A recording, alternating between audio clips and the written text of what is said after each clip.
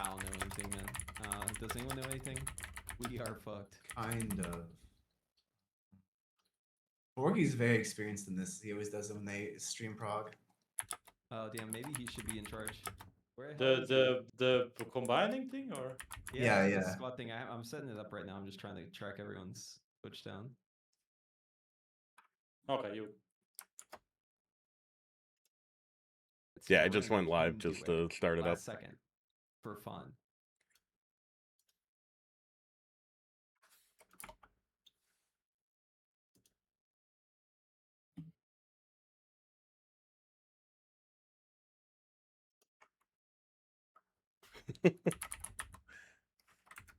Let's see. Wait, here. okay. I see the knock. I think you have to like. I got you. Okay. All right, so I've knocked Billy. It works weirdly on browsers like Brave. Found out using Dutch. I think I'm in. I'm in with Porum right now. What is? Mine just says getting ready. Invite me. Invite some people. Hey. Yo, what's good? Hey, Help, Forgy. starting the squad stream. Forgy. Oh, okay. And I know Pop Tart Corn Dog is famous for that, so we're gonna... Okay. Give me a sec. You can, if you're already live and you want to set it up, you just need to open somebody's like. I Twitch. got it. I just sent invites got it? out. Okay. Yeah, I think I got it right. When I inevitably fuck it up for you, you can do it. Right now, me and Porum are locked in, but... Yeah, we're locked the fuck in. Is my mic okay? Oh Is yeah. there any like background? No, you sound very very mature and ready to discuss, you know? Perfect. I have my AC running, so I don't know if it's loud or not. Yeah, I've got Yeah, like a noise big suppression. ass box fan blowing on me, don't worry about it.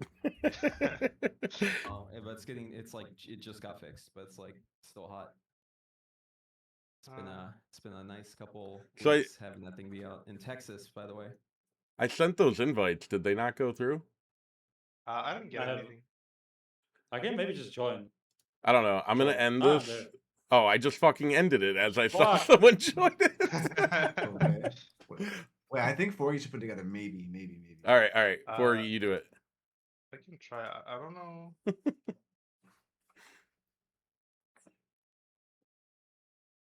Oh, maybe. Okay, hold on. Let me check something. I realized I wasn't even following forum. I don't know if that needs me.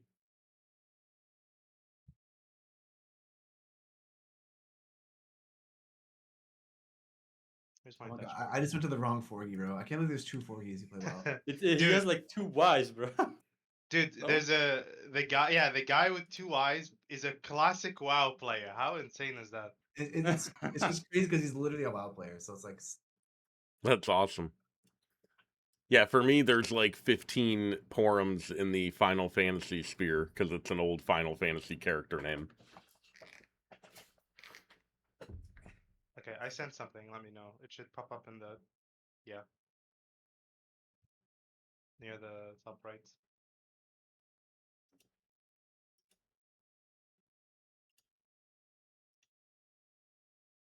Wait, did you send me a knock? I think so. Let me double check. Wait, I see a join knock. I got Might- preheats. I joined preheats. Okay, yeah, I got preheats. I'll join preheats. Okay, yeah, I'll join I'll preheats. There you go. We might be Yeah, able to lock them. we're all really experienced with computers here, you know? Wait, so do we do the cams through this, or what's the plan here? I think we just You stick just with leave this Discord. on the side. Yeah, I can't get in. Help. Wait, I think you, Khaelt, I think go to pre-stream and join, I think. Needs to like let me in. We're 4-man right now. I accepted you. There you You're go. in. Yes. Perfect. Bro, show us Azuna. I have not seen it. All right, I think we're golden now. All right, I'm gonna put the cams on the screen. What?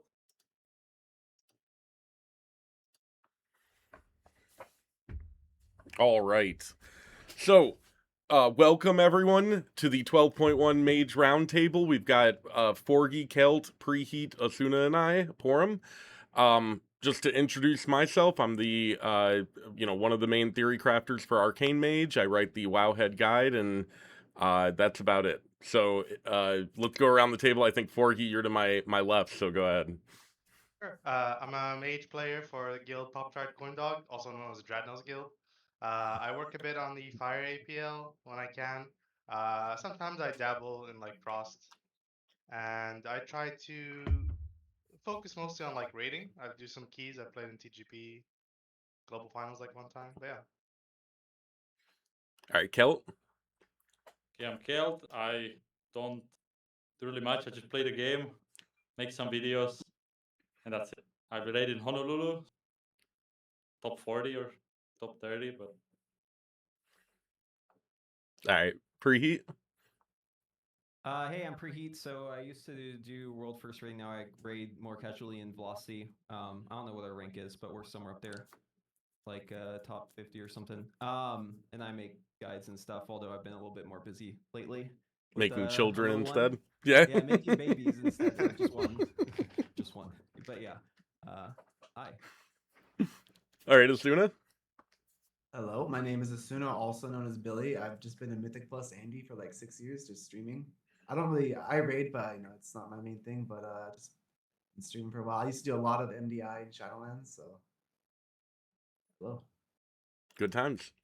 All right, so I think we can just jump in. I think the biggest changes right now are the defensive changes, right? We've got double barrier on all three mage specs. They tried to add that for arcane only at first after ripping it away from frost, and there was basically a mage revolution that happened as a result of that.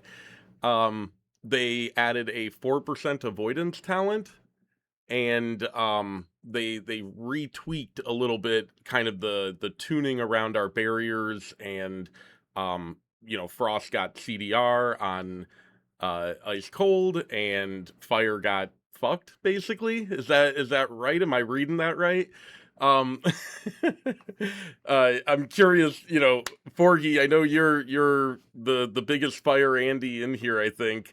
How do you feel about what fire went through and came out with? Do you think second barrier is even remotely enough to address the issues there? I think that it will certainly it's a welcome like change to have the second barrier because of the added flexibility of the second charge, right? You have the opportunity to back, especially in raids where like a lot of times damage events are pretty clustered together. The problem is just like when we're already struggling so much and you see everybody around you getting these new toys, right? Whether it's like Arcane having its prismatic barrier or like Frost now has a really short ice cold cooldown, right? It just kind of it feels a bit like salt on the wound to sit there and then like somebody says like, oh yeah, you have Cauterize, and like, look, Cauterize is a great tool. Don't get me wrong. Cauterize is really good at helping you stay alive for like a lot of these moments where it's like something random happens and you might die, you're suddenly alive, right? Undisputable. My issue with it is that like if the cauterized existence, like if the fact that it exists is the reason that we cannot get something more, the issue becomes then our defensive power is budgeted so much into something that we don't really have agency over. Because I don't get to press like a barrier and get a big DR, or I don't get to press like a 1.5 or 2 minute cooldown with like insane DR, right? I'm sitting there and I'm like, please heal me, and then if I proc, heal me some more right now, please. Right? I guess with Sun Fury you don't take the extra damage, but it's just something that it doesn't. You don't get much agency in your defensive power, and I really wish that we got something on the flip side. I also know what you guys think. So like every class or every spec has like a unique DR, right? Which is like Mirror's image for Arcane, the new one, and then Frost has the Ice Colds, and Fire has like the Cauterize, and it just feels like a 6 minute cooldown versus a 1 minute cooldown and a 2 minute cooldown or whatever Ice Cold is. This feels a little imbalanced, and like when damage events are so frequent, I actually don't like Cauterize because it's just like 5-6 minute cooldown. It just feels too long, and like it makes me feel squishier. Not a big fan of that. Is it Yeah, I still feel 5 minutes? I thought they lowered the CD on it. Am I wrong? On Cauterize? no, I think it's still 6. Still Yeah, I okay. think it's still 6. It just feels such a long cooldown to me. I don't know, compared to like Used to be Ice 5. Cold and the new mirror image talent. long time ago used to be 2. Mhm. But yeah. Oh yeah. No, I agree. Like having cauterize is kind of like it's great for a lot of situations. It all just depends on the guild's approach to how you're going to use it, right? Because in situations where they're not like looking out for the cauterize, I feel like I'm very safe, and it's like this extra thing that I can use to get past something unforeseen, right? Like if something really bad happens in the raid and boom, half the raid dies instantly. As a fire mage, usually I'm alive there, whereas if I'm playing Frost, I'm dead, right? So in cases like that, it's great. However, in like late prog, it starts to get to the point where I'm like, hey, why am I not getting healed? And they're like, oh, you have cauterize. You're fine. You have cauterize. And it's like, that's not what that's for. Like, that's supposed to be for accidents. I'm not trying to proc this on cooldown, right? So it is kind of like a mentality thing. Statistically, Fire Mage has like pretty good survivability, just like looking at Warcraft logs, but I don't think that tells the full story. Well, I think the problem when you look at Warcraft logs is it's really more of a story of who's the first person to die in the raid more than anything, right? And that tends to be the people with the lowest health pools and lowest effective health pool, right? So like mages, rogues, Windwalker, right? It's the specs that don't have like a get out of jail free card like DKs where you can just hit a button and you're full health again, or hunters who have 4 fucking, million health to begin with, right? So I think that there's a bit of a disconnect there from when people look at Warcraft log statistics on deaths and what the information's actually saying, because really fire's pretty low mitigation, and after caught you're kind of defenseless a lot of the time, it feels like. So yeah, no, I think Warcraft logs is a little deceiving on that. So I'm curious. Sorry, go ahead. I tried like season 1 in midnight. I was very desperate with my friends to make mage work in dungeons. So I tried like fire mage as well in like plus 19s and 20s, and we went into like a magister's terrace. And the fact that you just don't have any like options to press any defensive just felt horrible. And at some point, I was just like rotting down, like of my health. I think on the last boss of magisters, and I'm like, yeah, I have cauterized, bro. It's fine. I procced it, and then I died like 3 seconds anyway because it just does virtually nothing. Obviously, we all know that mage is pretty bad against rot damage, but I still think fire mage specifically does not really have that many answers in M plus currently. Like the only spec I feel comfortable like going into high keys next patch is arcane, and like maybe you could make frost work with like with the reduction of 30 seconds of ice cold, but fire mage, I don't know, back for every external possible still. Like in the raid, it's a completely different scenario, but in Mythic Plus, I don't think the second barrier is really gonna make you like super viable in ice.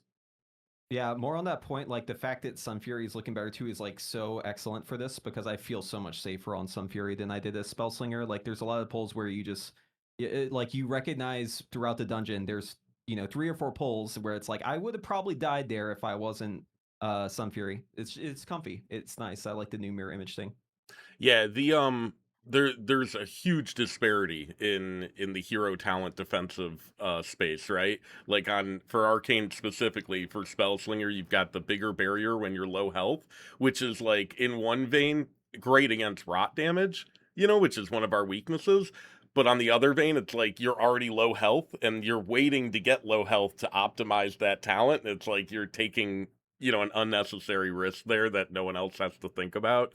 But yeah, the refraction talent for Arcane, I think, is the real game changer, because essentially what that's doing is giving us 10% effective HP against an initial instance of damage.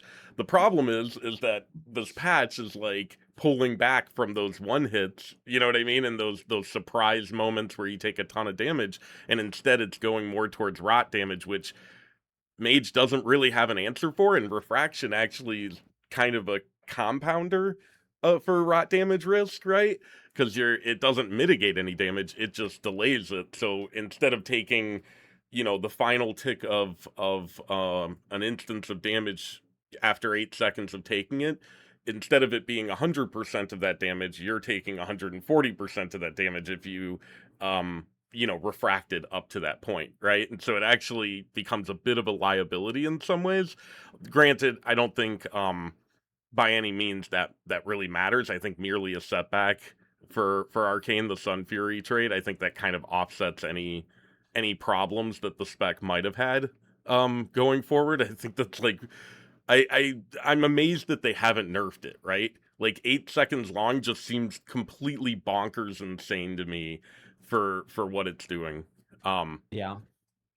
I will say, like, on the point of the compounding effect of the stagger dots from the refracting images, I think that's a point not to just. I think that's really important to focus on, because like if we rewind the clock to something like Paladin's week 1 prog, right, where you have this like constant ticking damage, and you have these divine tolls every 20 seconds. If you had refracting images back then, divine toll suddenly is a scarier moment, Mhm. because you're actually having the dot ticking on you when the divine toll hits. Now, granted, obviously you're gonna have the refracting images still as part of the toll, but you know you're still taking that damage extra at a more concentrated part of the damage of the profile. I would have actually. Uh, Maybe this is a hot take, but I actually would have preferred if like images was not part of it, and instead it was something like barrier would just cleanse the dot that you had, and it was just like the flat 10%, and you know you press barrier and it cleanses any dot you had. Just make it turn off during mirrors, you know? Like Yeah, that's what or that. Yeah. Um, Yeah, I your think that's mirrors. the Yeah. scariest I mean, thing you with know. mirrors, right? Is like you could in a feasible way, if you pop mirrors at the wrong time and you build up the stagger pool that then bleeds into a really dangerous scenario, you could actually be worse off than you were if you just didn't have refractive at all, right? So it Yeah. is definitely a weird situation. Really prog, like the tick time also becomes a big concern, because it's like the exact moment that you're getting hit, you have to be full health or else you're dead. So if it were to tick, 0.1 or at the same time, like GG, and that's just going to be somewhat random, I guess, that you're going to run into that depending on your distance, right? Because there's a travel time. So yeah, it's a weird way to do a defensive, I think. Mage like generally has this issue where your defensives just like passively, for just looking at the damage that blindsides you, right? We're just so weak against that. We have such small effective health, just like at a baseline. And I would have loved to see like more done to help that. I know they did a little bit with the AoE thing, but more always helps. But hey, versatility, right? yeah. Yeah, the Dude, it was such a AoE. gut punch. Like the week after all the mate changes subsided, everyone started crying about like Monk, which understandable because they're pretty squishy. Immediately, they just got like 5% stamina, and then like another like some other defensive passive thing that they just got a bit more effective HP. And I'm like, why did we get all the like crack in the kitchen defensive, and they're just getting the simple fix that everybody's been asking for, you know?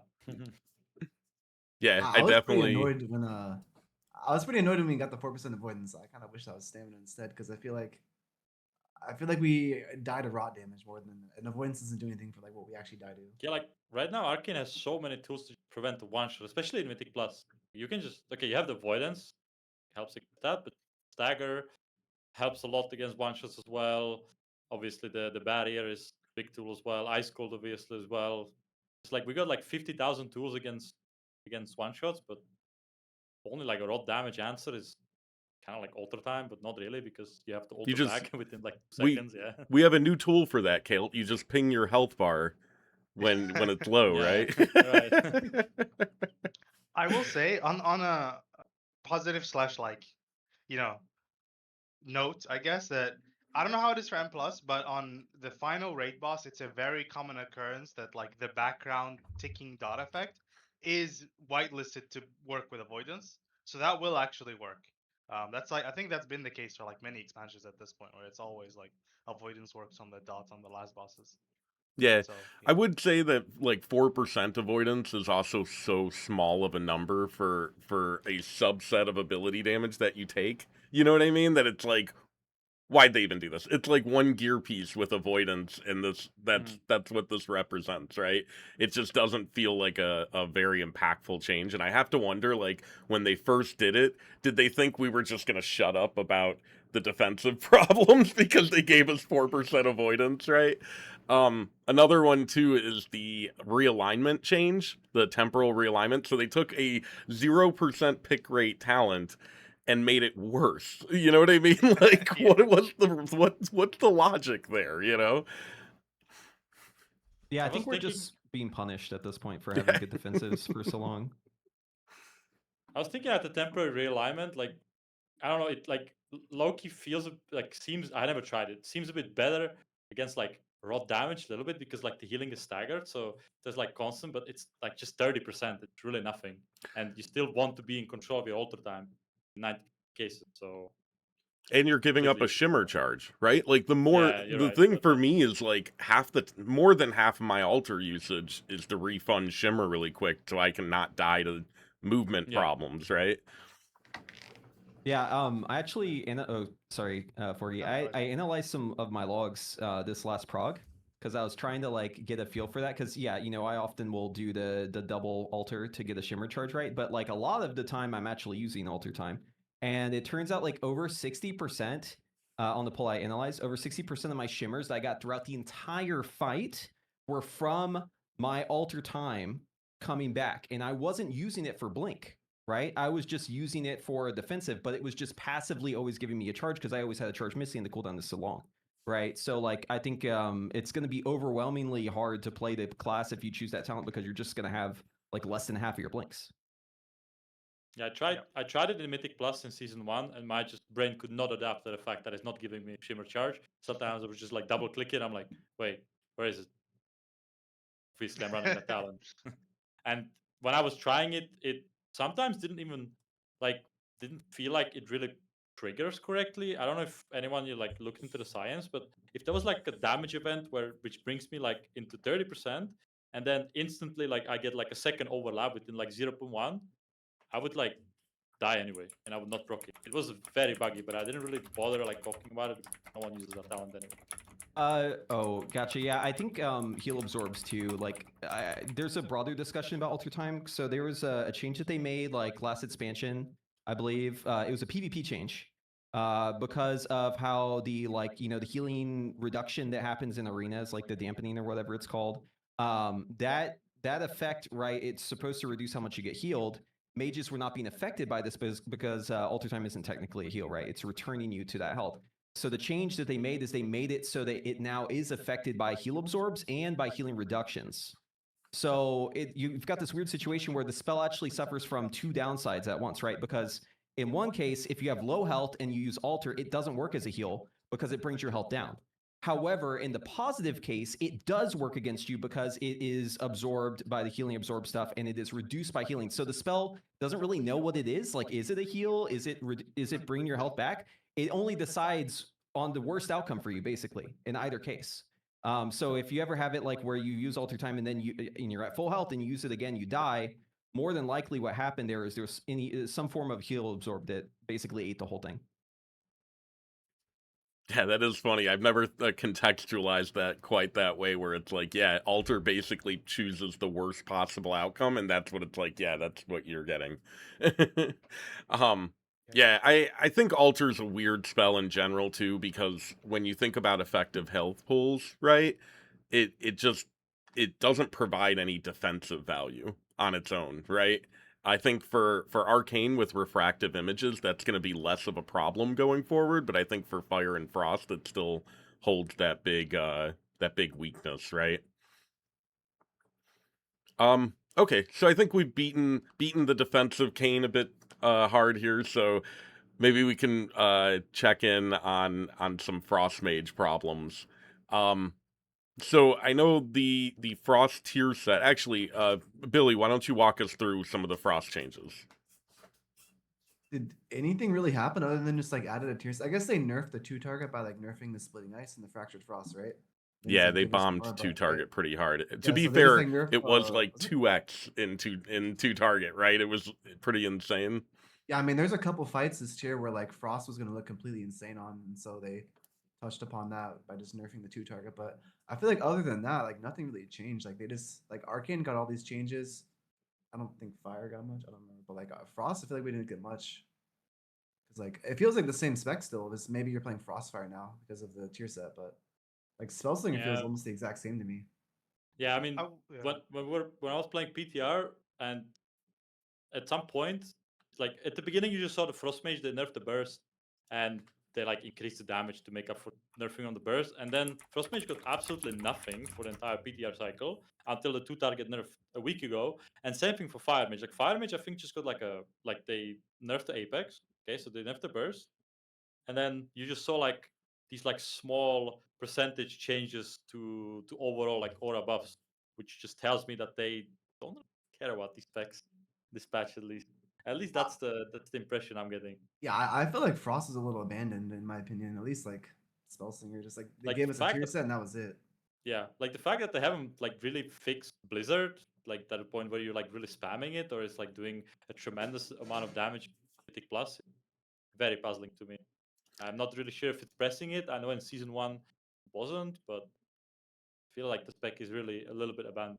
I also like in terms of Mythic Plus too. I think Frost has this like problem where it just has this like uncapped AoE problem where like I don't know if you guys ever done like a Spellslinger Frost key this last season, right? Like do like the first pull of a dungeon, you probably getting beat by a bear druid. Like this happens quite a lot, and I think that's a big problem with Frost, especially Spellslinger. I Especially- don't think Frostfire is as bad. I could be wrong, but like Spellslinger, like when that was the meta spec we played, like you were just getting beat by tanks in the first pull.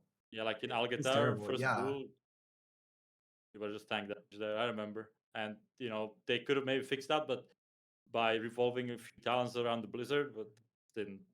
A little bit abandoned. The other I part. still feel like Frost is paying for the Shadowland season for that in terms of AoE, but I don't remember. Paying for Frost, like- icy propulsion 8 years like, later or Orb and whatever, you know. Blizzard, Orb and Blizzard are just like still doing nothing. Has the 2 target been nuked, by the way? I thought it's just affects like flurry damage, right? And the ice lance, but still heavily benefiting from the shatter damage, no? When it comes to 2 target. My understanding is Yeah. it's still potent, but for a while there, Frost on PTR was doing double damage in 2 target, right? It Yeah, was I like think- it was like Marksman Hunter last season, right? It was really effective, and they basically gutted that. I think it's like 50% more in 2 target or something like that now. It's not that Yeah. good. Stack target one, They- right? They nerfed the Ice Lance, like you said, but they didn't nerf the Shatter. But surprisingly, the Ice Lance is actually a pretty decent amount of your damage. I think another part of it also is that, especially when you're looking at specifically spread to target, our current 4 piece in the season 1 is the Fingers of Frost increasing of the shadow damage, right? Which is actually quite strong for a spread cleave. But now we have this GS stuff that has no real like smart spread cleave effect, right? Because unfortunately GS does not work like Ice Lance when it does the spread cleave. So you kind of lost that avenue of your 2 target as well. And Yeah. that's what got hit hardest too, was like the glacial spike cleaving stuff. Yeah. Yeah, okay, so there's like an opposite side of this argument though. Like, and maybe I'm just a Frost hater, but like why did Frost have like this free 2 target cleave when the other specs, like, you know, are they doing something like this? You know, it's like it felt weird that Frost was just like this the option that had that, you know, it was like a situation they basically created where if the raid ever had spread cleave, which, you know, this last raid had a lot of encounters like that, it would just be the de facto choice unless the tuning was just like absolutely terrible. And I'm okay with Frost having this niche. Like, I think it's cool that it had it. I think it was just a little too free. So it makes sense for them to bring it down. I guess I'm just not sure if I think like losing the tier bonus in addition to that is going to feel a lot worse than if it was just like in a vacuum. I don't know. I mean, I know where you're coming from when it comes to like you know, inter-spec parity of our class, but I do like coming up to a new raid and being like, oh, this is the 2 target fight, but like Frost is slightly weaker than Arcane on single target or something. You know, and then I have to make that choice of which spec I'm gonna play based on the numbers, what I value, and like actually trying to weigh the niches or the balancing around each other. I personally like that choice as somebody who's down to play all 3 mage specs. So I am sad that like they did lose that 2 target, and I do wish that they did have that niche.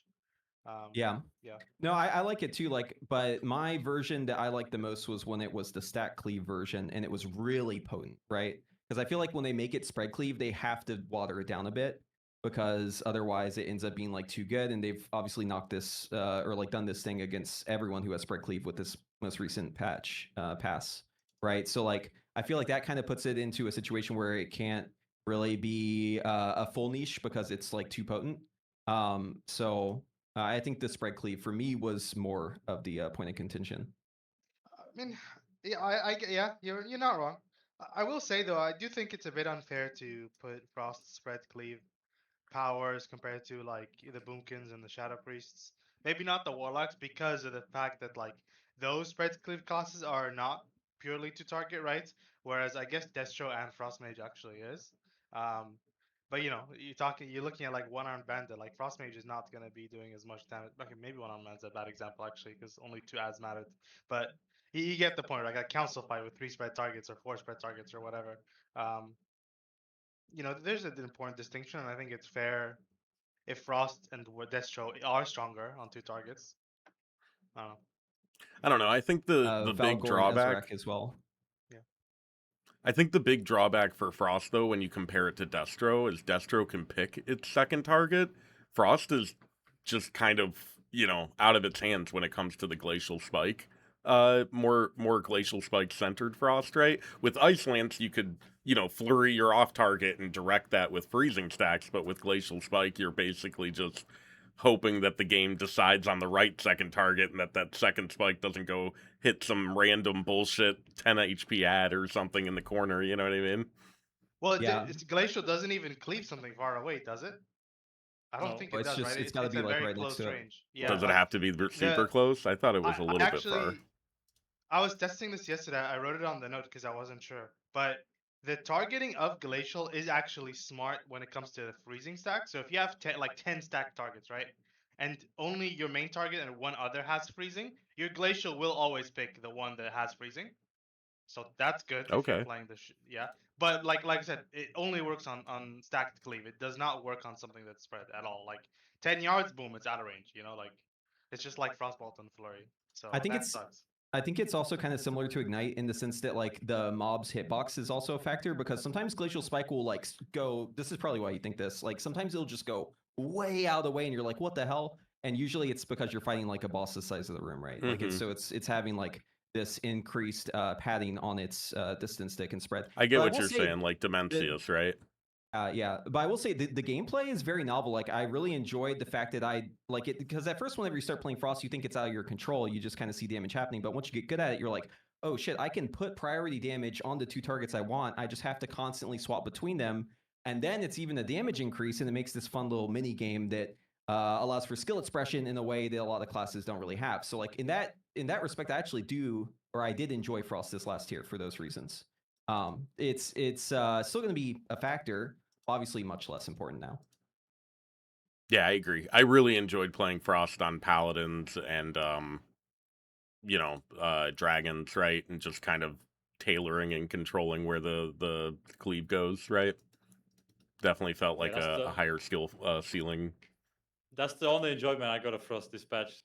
spreading the that's like the only like skill that I could really express. And I think with the new tier set they're kind of addressing the fun aspect, because when I was playing Frostfire a lot in Mythic Plus, it did feel very fun. I like just having to react to the icicles, and then sometimes obviously you proc the forset, which I know they changed like the proc chance like 3 or 4 times. It procs a lot now, a lot more often than before, and that's in my opinion the problem that I had with the spec. Yeah, there was just like no RNG. With Arcane you feel the RNG because you're getting like 50 prismatic bolts back to back, and that is fun. And with Frost now you feel it, you're getting like 50 glacial spikes back to back, it's gonna feel good. Yeah, and you're like proccing set as well, giving you the icicles. So I like it now. I'm kind of sad. I really enjoyed it. And this fire you're just depressed now. Yeah. Yeah. Look. Yeah. I'm usually a Frost hater, but I actually really loved Frost this first tier, and I'm excited for it going forward. I think my favorite fight was like Saladar actually in this tier playing Frost, because like you have this like Ray of Frost, right, which gives you CDR on your orb, so you can make decisions about how to time your orb, right? Like the example I always give is like if you have ads in 20, orb is 30 seconds. If you don't touch your Ray, those will line up. If you touch your Ray because you're like, oh, the priority tells me that I should, suddenly your orb is going to become way earlier. You get your 2 fingers before the ads even spawn. Like you lose so much damage. So it's like thinking about these things and like thinking about the timing, and then like you can even control like stacks. Like, oh, I'm gonna burn my stacks on the prior target, flurry an ad, and then target another ad, and then fingers are frosted so that both of them hit ads. And then you get all these AOE explosions going on, and it's like there's a lot to think about, and it's really enjoyable. And I found myself actually enjoying the like practical application of Frost, I suppose, more so than the baseline rotation. Um, which is something I've missed in like Midnight for all Mage specs, to be honest, because it's just like for a lot of our specs, you just kind of go in and you do your rotation. The most you can do is like, okay, I'm gonna hold my cooldown 10 seconds. You know what I mean? It's like, yeah. Yeah, I think that that's kind of a problem across Midnight in general. Is a lot of the skill ceiling stuff that we've been used to between Legion and the War Within has kind of all been neutered a bit, right? And I think Arcane is probably the poster child of that, going from uh War Within season 3 to what season 2 Midnight is going to be, right? Season 2 Midnight, so we can transition to Arcane here. I think that's probably fine, unless anybody had any follow up on Frost they wanted to mention. I just want to say that the target cap is a big problem. That's it. Yeah. Carry on. Yeah, I think I for what it's worth, I agree with Khaelt. I think Blizzard, and this is a broader topic, but I think Blizzard, Arcane Explosion are iconic mage abilities and shouldn't be left to wayside. Just my personal take on theme there. Yeah, the effects of Legion's like whole thing about making everything tied to your spec instead of your class, it's been horrible for like the class fantasy, if you want to use that term. Mm-hmm.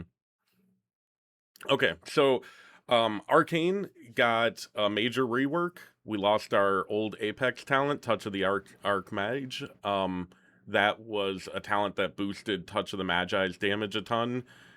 Now Touch of the Magi is very lukewarm. It only stores, I think, 20% of damage dealt during its duration, which is 12 seconds. So you're basically getting, 2 more spells out of Touch of the Magi is essentially the math on it.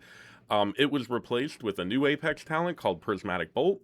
It is a spell that replaces Arcane Blast and does a absolute truck of damage. It is pretty much responsible for most of your throughput in the next patch, and as a result, most of the gameplay has been watered down to, does this make Prismatic Bolt more likely to proc, or does it make it less likely to proc? And you basically always pick the first of those options. There's no more pooling, right? We no longer enter combat and build up 20 stacks of salvo, because that's a waste of time. It doesn't get us to barraging quicker. And yeah, ultimately, another huge change too was Orb Mastery was butchered. They removed clear casting from it. They nerfed the damage output from Orb in general and reduced the salvo stack generation of Orb. As a result, missiles has become the front line for your base damage, and kind of implicit within that is that Spellslinger is completely garbage now.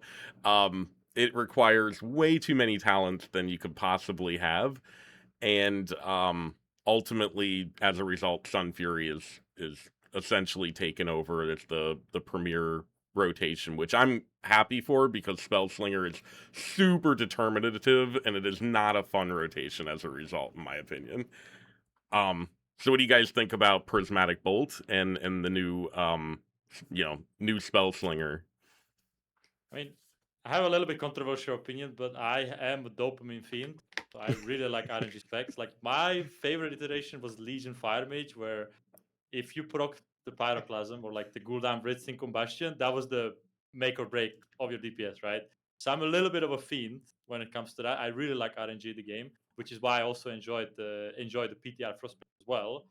So I understand it has its like cons, and the fact is that you will just not be doing damage samples, and I can feel that in dungeons as well. Like, I go to the first pool of the dungeon, I do my rotation, and then I'm not proccing any missiles, I'm not proccing any prismatic bolts, and then I look at the damage and I'm doing tank damage. Then we wipe, go again, I start proccing, and then I do like way more, like 300k more damage on the first pull. So I understand, but for me, I like Prismatic Bolt. Like, maybe they could move out the power a little bit away from it more, like by nerfing it.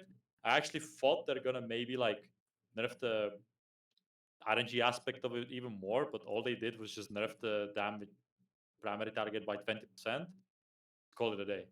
Say nothing else to my knowledge. So yeah, I like it. Do you think that that's a problem of viability there, that could impact that? Because I know in the past, specs that had a huge amount of RNG skew, occasionally that was a filter for them in M+ scenarios, where you kind of need your opener to, you know what I mean, to actually kill the Yeah. pack, right? Or to wipe in some high key instances, right? Nah, I think like I have the example of wasn't MM in Mana Force like super high variance? Like MM Hunter had like Yep. one of the highest, and people still played it. But I don't think it's gonna be that big of an issue in Mythic Plus. Like I can definitely understand where you're coming from, but I don't think it's gonna like make or break the key. Like if Arcane Mage is strong, which it looks like in M Plus, you will play it regardless, even if the variance is there. Hmm. Now you In can raid. still carry a P-bolt into the key, at least, right? They might they're probably gonna change that, but like at least you can have one, right? Also, Sun Fury, I feel like the RNG on it is much better, and it has to be, right? Because you have a higher maximum stack of salvo, so that means that your percentage is higher. I don't know if it's just a Feely crafting or if it's actually supported by the data, but generally speaking, when I play Sun Fury, I get less pissed off about having those bad streaks because it feels like they happen less, but it could be in my head. No, you're absolutely right. Sun Fury is a lot more regular in its proc rate. A lot of that isn't due to the higher salvo stack cap, though. It's due to the more clear casting procs, right? So you've just got a quicker cycling of the salvo. You also barrage more as Sun Fury because of the stipulation that you can barrage on lower salvo stacks rather than having to always chase that 20 cap. And so as a result, you just get more RNG chances, more chances to proc, right? So no, you're definitely seeing it correctly though. Oh, there was something I wanted to bring up too. Oh, go ahead. You first. No, go ahead. Okay, so I've seen a lot of people, this is like always what happens in PTR, right? Like last second something gets changed or if a bug is fixed and then everyone's like, oh, how have these guys been sandbagging? Can you believe these arcane mages? They've been sandbagging Sun Fury the whole time. And it's like, hey guys, I just want to remind you that meteorites weren't giving you clear casting before. And you know what's really important for Arcane? Something that maybe the entire tier bonus is built around is clear casting, right? I've seen a lot of comments like this online, people saying that like arcane mages are sandbagging, Sun Fury sandbagging. I just feel like it's important to bring it up because this is a relatively new thing. It was 7 days ago that they fixed this, and then there was another bug that made it so overpowered missiles was too powerful, and that's been fixed too. So yeah, if you're seeing like these things and you're accusing folks of like hiding stuff from people, which is a weird thing that people always do, just know that like we're fixed now, right? They kind of unbricked the spec, so. It is an outlier though. Sun Fury is a clear outlier in terms of like how potent it is currently. I don't know. Maybe we can discuss more on that. I don't know if you want to go into tuning. Is it a hot take that Prismatic Bolt is like enjoyable? I thought that was the common take. I thought that was the cold take. Because I love this is one of my favorite arcane iterations ever. Like this is my top 5 for sure. Like for sure. As far as the rotation goes, I fully agree. I think this is the Yeah. most fun arcane rotation we've had. I think Burst still feels really lukewarm compared to like the more sequentially like nuclear launch codes we had in the past, right? But I do think that the rotation itself is just a lot more engaging in general, right? Yeah, it reminds me of like I mean my favorite iterations of Arcane all have the exact same theme and it's always been the exact same vibe of gameplay where it's always like it was now I'm forgetting. I don't know if it was Midnight. I think it was the War Within season 1. Sorry, the Season War 2, no? Within beta, the first batch, and then it was like the War Within season 2 and season 3 in Keys. It's this gameplay where you're like constantly having these 3 different procs, and they're all driving your ability to barrage, and it's like a gamba, right? Like oh, I can barrage because I have Aether. Oh, I proc to orb barrage. I can barrage again. I can barrage again. Okay, I can now spend my Aether. Okay, I can barrage again. I have an orb, and it's like you're balancing all these 3 things. Now it's like I will admit it's not as fun as those because of the fact that like, okay, I have clear casting, like, or I have P bolts. But because P bolt feels so nice and like it just feels good, it does a lot of damage. It is pretty enjoyable for me the gameplay. Um, so yeah, I'm surprised that it's like I guess is it a hot take? Like, what are you guys? I guess like Preheat and Billy, are you guys favorable or? I mean, I think I'm Mythic Pluser here. I think I love Prismatic Bolt. The RNG it swings a lot, but it's like I like buttons that feel good to press, and Prismatic Bolt just feels amazing to press. So I've been loving it. I've been spamming a lot of keys, so it's been super fun. No, I'm not a hater here. Just by saying I love Prismatic Bolt, like how it feels whenever you actually are able to cast it, because it's like this dynamic puzzle solving where you're like, how do I get to the 4-charge barrage? It just adds another avenue for that. It's fun to get it right. It's fun to try and like carry it to the next pack if you can, stuff like that. So like for those reasons, I love it. I love it when it's proccing too. I just the one thing that just kind of always rubs me the wrong way is whenever you have like these really really unlucky streaks, which I know are just gonna happen if it's truly RNG, right? It's like a very normal thing to have like a very unlucky spree. Those feel really bad. You have really low lows, really high highs, but overall, the shift to Sun Fury making it more consistent makes it a lot more fun. And this version of Arcane, I'm enjoying it quite a bit. I don't know if it's my favorite. I would say probably Kyrian Arcane back in Shadowlands. That was probably like my favorite iteration of Arcane, and then probably The War Within Season 2, or probably during the PTR, actually, one of those. There's like 40 different versions of Arcane during the PTR, so who knew one of those, right? Yeah. Yeah, overall the gameplay is fun. Like Arcane has been very fun for me. I'm the same. I like it when you have like those really punchy barrages and you have like a lot of things that you're reacting to. That's it's a lot of fun that way. Yeah, I think for me, Prismatic Bolt is like it's a really interesting thing because on one hand, zero charge Arcane Blast is the most like reviled, hated thing about Arcane over the past decade, and Prismatic Bolt has the same cast time as zero charge Arcane Blast, but because you get like this healthy animation that mirrors up with the damage that it's doing, it just feels incredibly better. I also I really like the combo of when you get that P-Bolt lineup with the barrage going into your touch, and it's like you surge, you P-Bolt, you barrage, you touch. It feels really just viscerally good, right? So I have to admit, I hated People when they first added it. I was like, this is gonna be fucking terrible. It's gonna be an RNG nightmare. And to a degree, some of that is, accurate. It is a bit of an RNG nightmare. It's really funny when you run like a 5,000 iteration sim and you can see our burst windows and everything looks relatively normal, and then you run a single sim and it's just chaos because it's whenever the sim procs people that it does damage, right? Over averages, burst matters, but in the anecdotal, you kind of just get lucky or you don't. And that'll probably frustrate some people, I imagine, who want a more stable damage profile, and in some ways that might actually frustrate some of us if there's like a specific ad that we're the killer for. It would really suck to wipe because hey, I just didn't proc, guys, sorry. So I was a little happy when they toned it down in some of the later PTR where they were like they nerfed it 20% or something. I was hoping that would come with a commensurate touch of the Magi buff. I think that's probably the only thing I feel that Arcane needs right now is touch of the Magi to be a bit more effective. Other than that, I would say in general, good rework. It's kind of amazing to say that. I haven't felt that way in a little while here, so it feels really good to say. I do wonder if there's any plans to double back on spells like Blizzard and Arcane Explosion that have been just completely left behind by the hero talent system since the War Within. I miss the bombs. Flaming Bomb, Frost Bomb, all that shit. Nether Tempest.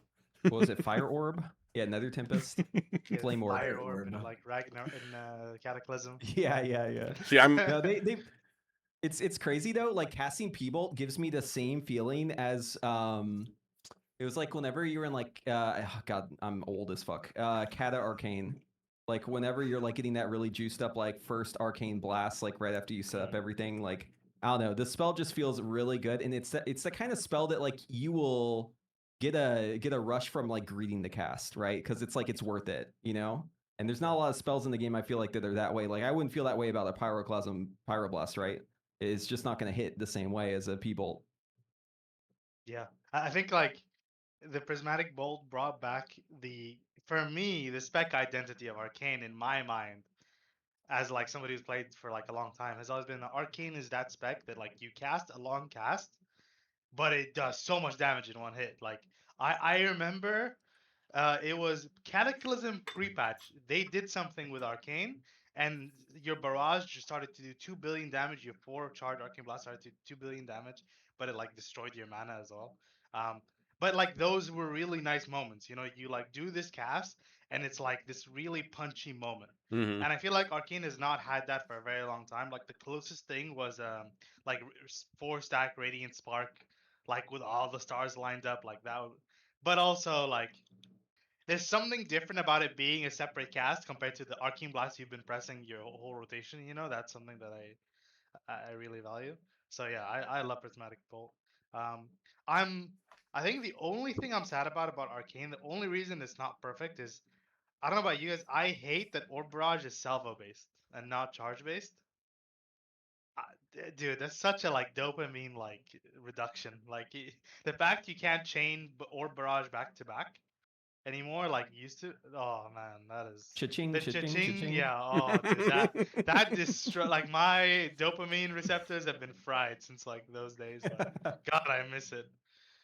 Yeah, or Makes you Barrage think. rework in Midnight was definitely a negative, and it still seems to be that way no matter how you cut it. Especially because like in those moments now when you spend Barrage, you get an Orb Barrage proc, it means nothing because you're Yeah. casting missiles on your next fucking GCD anyways, and it refunds charges, and it's just like the Orb Barrage was just a little bit of extra damage, and it lacks that dopamine that like Legion, later parts of Dragonflight and the War Within had, where it's like you just, you know what I mean? Like it just felt so fucking good. And then you didn't proc it, you just out to get back up, 8 to the tournament, and then Yeah. did You which just makes weep you a think little. like how did like Archimage specifically go live like that into season 1 of Midnight? Like if you put it into comparison, like season 1 and season 2, Arcane got like double the amount of defensive from season 1. Like season 1, Archimage was completely immobile. You could not play that in majority of the raid fights because the only mobility ability you had was Orb. And I was like extremely RNG and maybe Barrage. And if you would want to Barrage earlier for charges or like for movement, you were just losing so much damage, you're losing your 5 salvo. And then it wasn't really even good at anything. So I always felt that like the only really playable more or less spec in season 1 was Frost, and Arcane was just not really doing anything besides dying. Fire Mage was like the only strength it had was like kind of like the 1 minute CD, but besides that, it's been pretty useless as well with the defensives. But at least it had the movement. So wanted to put into comparison like what the fuck were they doing in season? Yeah, Like, dude. Playing Arcane season 1 and you like go to the Orb Barrage build or not Orb Barrage, Orb Mastery build or whatever the hell it was called, like the where you like orb per Mhm. clear casting, and you have to walk to like dodge a mechanic. Your character is just walking. Like that's one of the first times in years that like you're walking and you feel like you can't do it because spending a barrage is no joke. You're dumping your charges. You know, it's not free. You know, an orb is 1 GCD, and but it's also your spender that you have to do for clear casting at specific moments. Like that was, oh my god, like I remember watching even I was watching clips of Fired Up playing Arcane on Laura after the fact because I was like, I wonder why. Like, why did he feel like he maybe wanted to try it? And I remember watching a clip of his P2, and like it was time to spread, and you just see his panda waddling, walking around doing nothing sometimes, and it's like, bro, this looks like the most miserable thing ever. I remember Yeah. I was trying to make Archimage work also in M+, and I ran into the mobility issue, so I was like, okay, I hate just walking like a panda, so what do I do in between? So I like Yeah. started like pressing fucking like supernova on like the first boss of Mineral Spire when you need to move in the circle. Then like when I had no supernova, I started using like mirrors for damage. And if I didn't have that either, I just like pressed Cone of Cold at least something because you didn't have Arcane Explosion. Like Arcane Explosion is the button that you spam when you have nothing else to press while moving. But you had Arcane Pulse, which obviously we're not playing now because I don't think we're playing it even on AoE. Can get to that, but like you really had no options in season 1. At least now you have the missiles and you can move with Arcane Explosion, right? At least Yeah. like fish for something. Like, we're not playing Arcane Pulse, right? Pulse. Right? We're not playing Pulse, right? Pulse? No. No. So that was another thing. I don't think we mentioned that, but Pulse was reworked. So just to lay out some history here, right? 12.0 Pulse was introduced as a replacement to Arcane Explosion, it didn't really hit that well. It had a longer cast time. It kind of felt like ass to cast. They changed it to mirror Arcane Blast, essentially, where it has the same cast time, same charge interactions. And currently we're playing it for AoE dungeons or whatever. Some people don't even play it then. It just kind of what damage profile you want. But in 12.1 they're changing it into a 15-second cooldown that restores charges per enemy hit, and it's kind of just another orb. Like, it doesn't really make sense, that rework, because like we already have a 20-second cooldown that essentially does the exact same thing. And it's just, I don't know, I've been scratching my head about that one, because you're not only getting something that's kind of duplicitous in nature, but then you're also giving up Arcane Explosion, which is your OGCD, or not OGCD, but instant cast mobility spell. Even though it sucks, it's still something to do during movement, right? And so like the reverb talent, I thought it's gonna get rework, because right now like really do anything, since it used to at least do damage, the pulse, right? And they completely reworked it just to give charges, and the reverb talent probably like is zero. I'm not like really expert in the number, but it has to be completely useless in terms of numbers, even on AoE. It's funny because the coefficient on it is really high now. Like, it actually does have a good damage coefficient, but it still has a longer cast time. So it's like, that's washed out, right? And it ends up just being barely ahead of Orb in uncapped AoE scenarios. And then you get down to like 8 targets and below, and it's worse than Orb, and you're just like, why the fuck would I ever take this, Yeah, I thought they're gonna change it, but they just gave up, I guess. Yeah. They heard our feedback. I think that's Midnight in a nutshell, right? Is let's start a Mage rework and not finish it, and then we'll figure out which spec gets to be viable this season and finish that one only, right? So like last season we had Frost Mage as the only viable and kind of complete spec, and this season it seems to be Arcane is the one who drew the long straw. You're completely correct, because when I'm a kind of like a PTR fiend, Billy is as well, and we're like impatiently, like Zorta's just waiting for the blue post, right? And I have like all of them compiled in my head, and like I said earlier, it was just like complete attention on Arcane and nothing else. And then when you check other classes like Frost DK and like Unholy DK, they had like 10 lines per patch, like we're reworking this like damage, like the damage pattern and like the damage breakdown. And then the other specs are just like damage increased by 10%.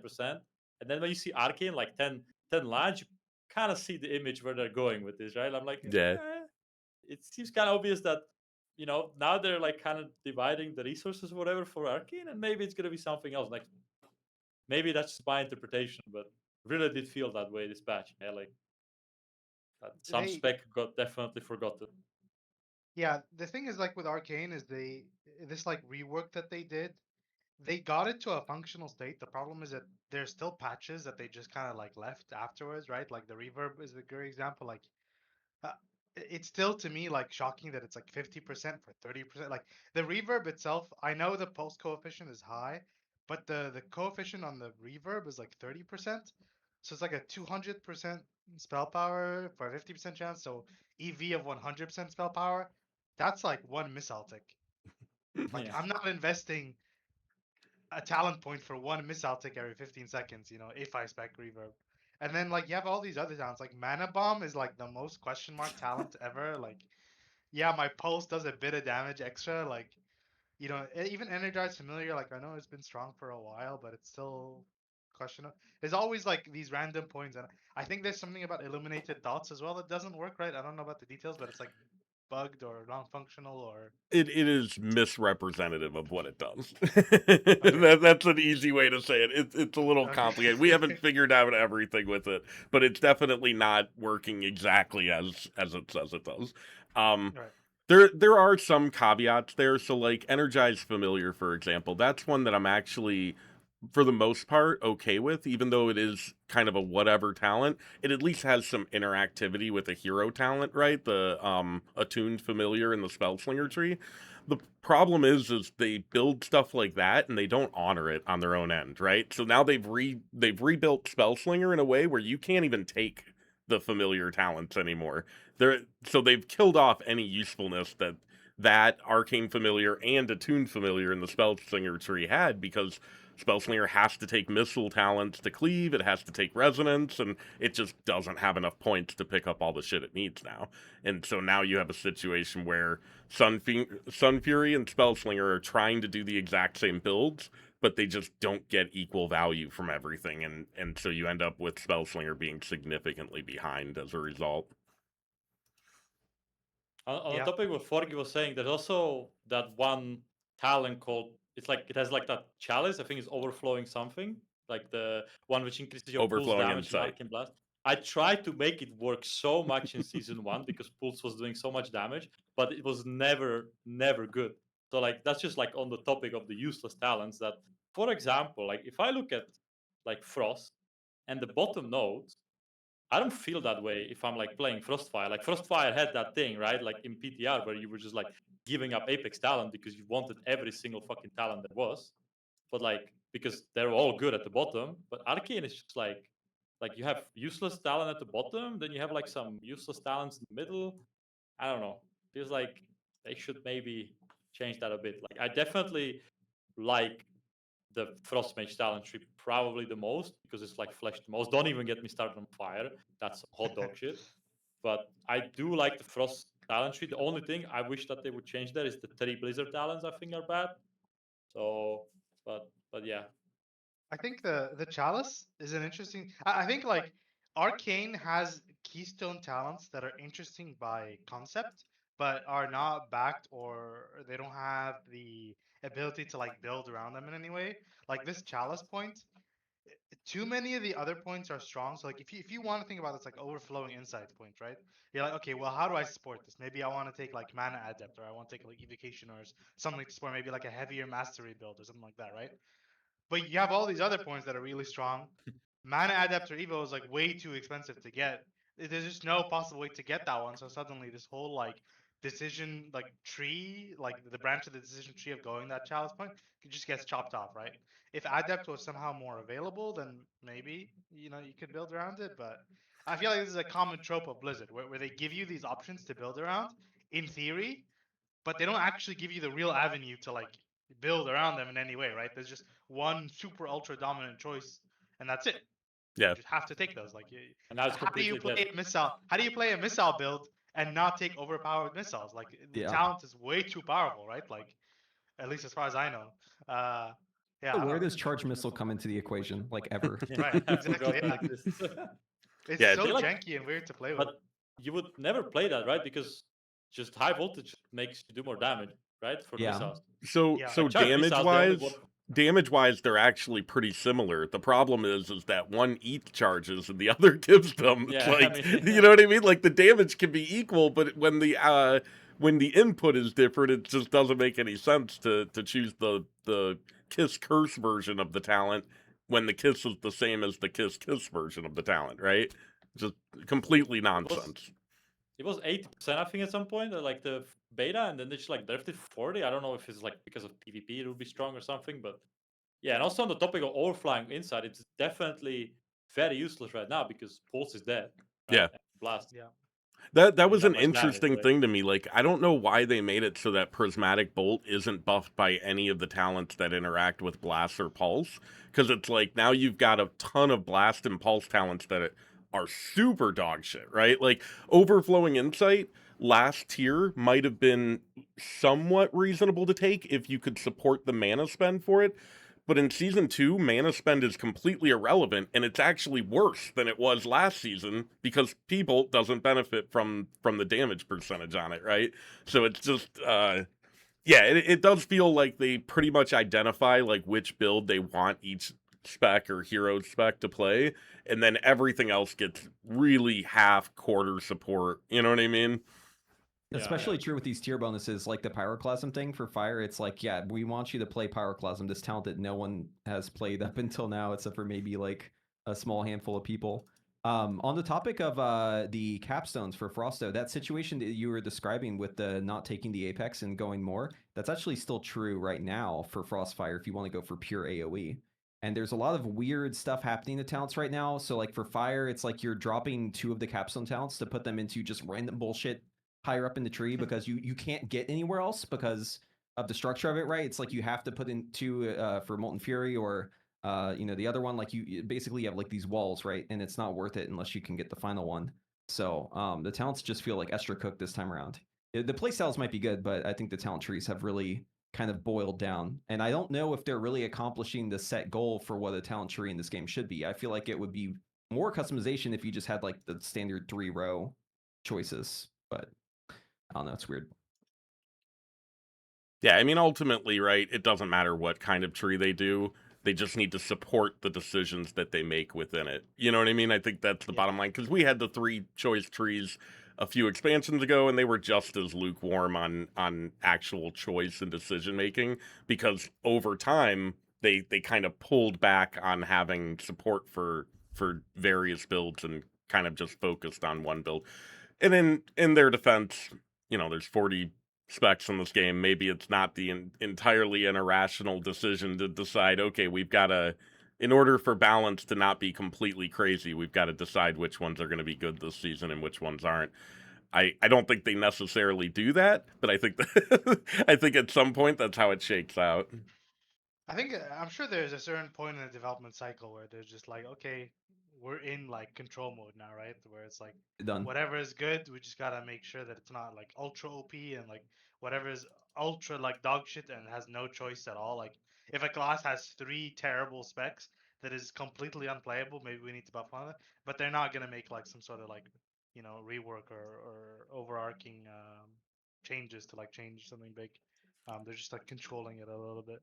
Unless it's Mage and a Mirrorsil, right? And then just let Yeah. all 3 be dog shit, The rogue glass patch was like Yeah. Rogue in season 1. Like, well, what the hell is Yeah. going on? Like, that shit is bad.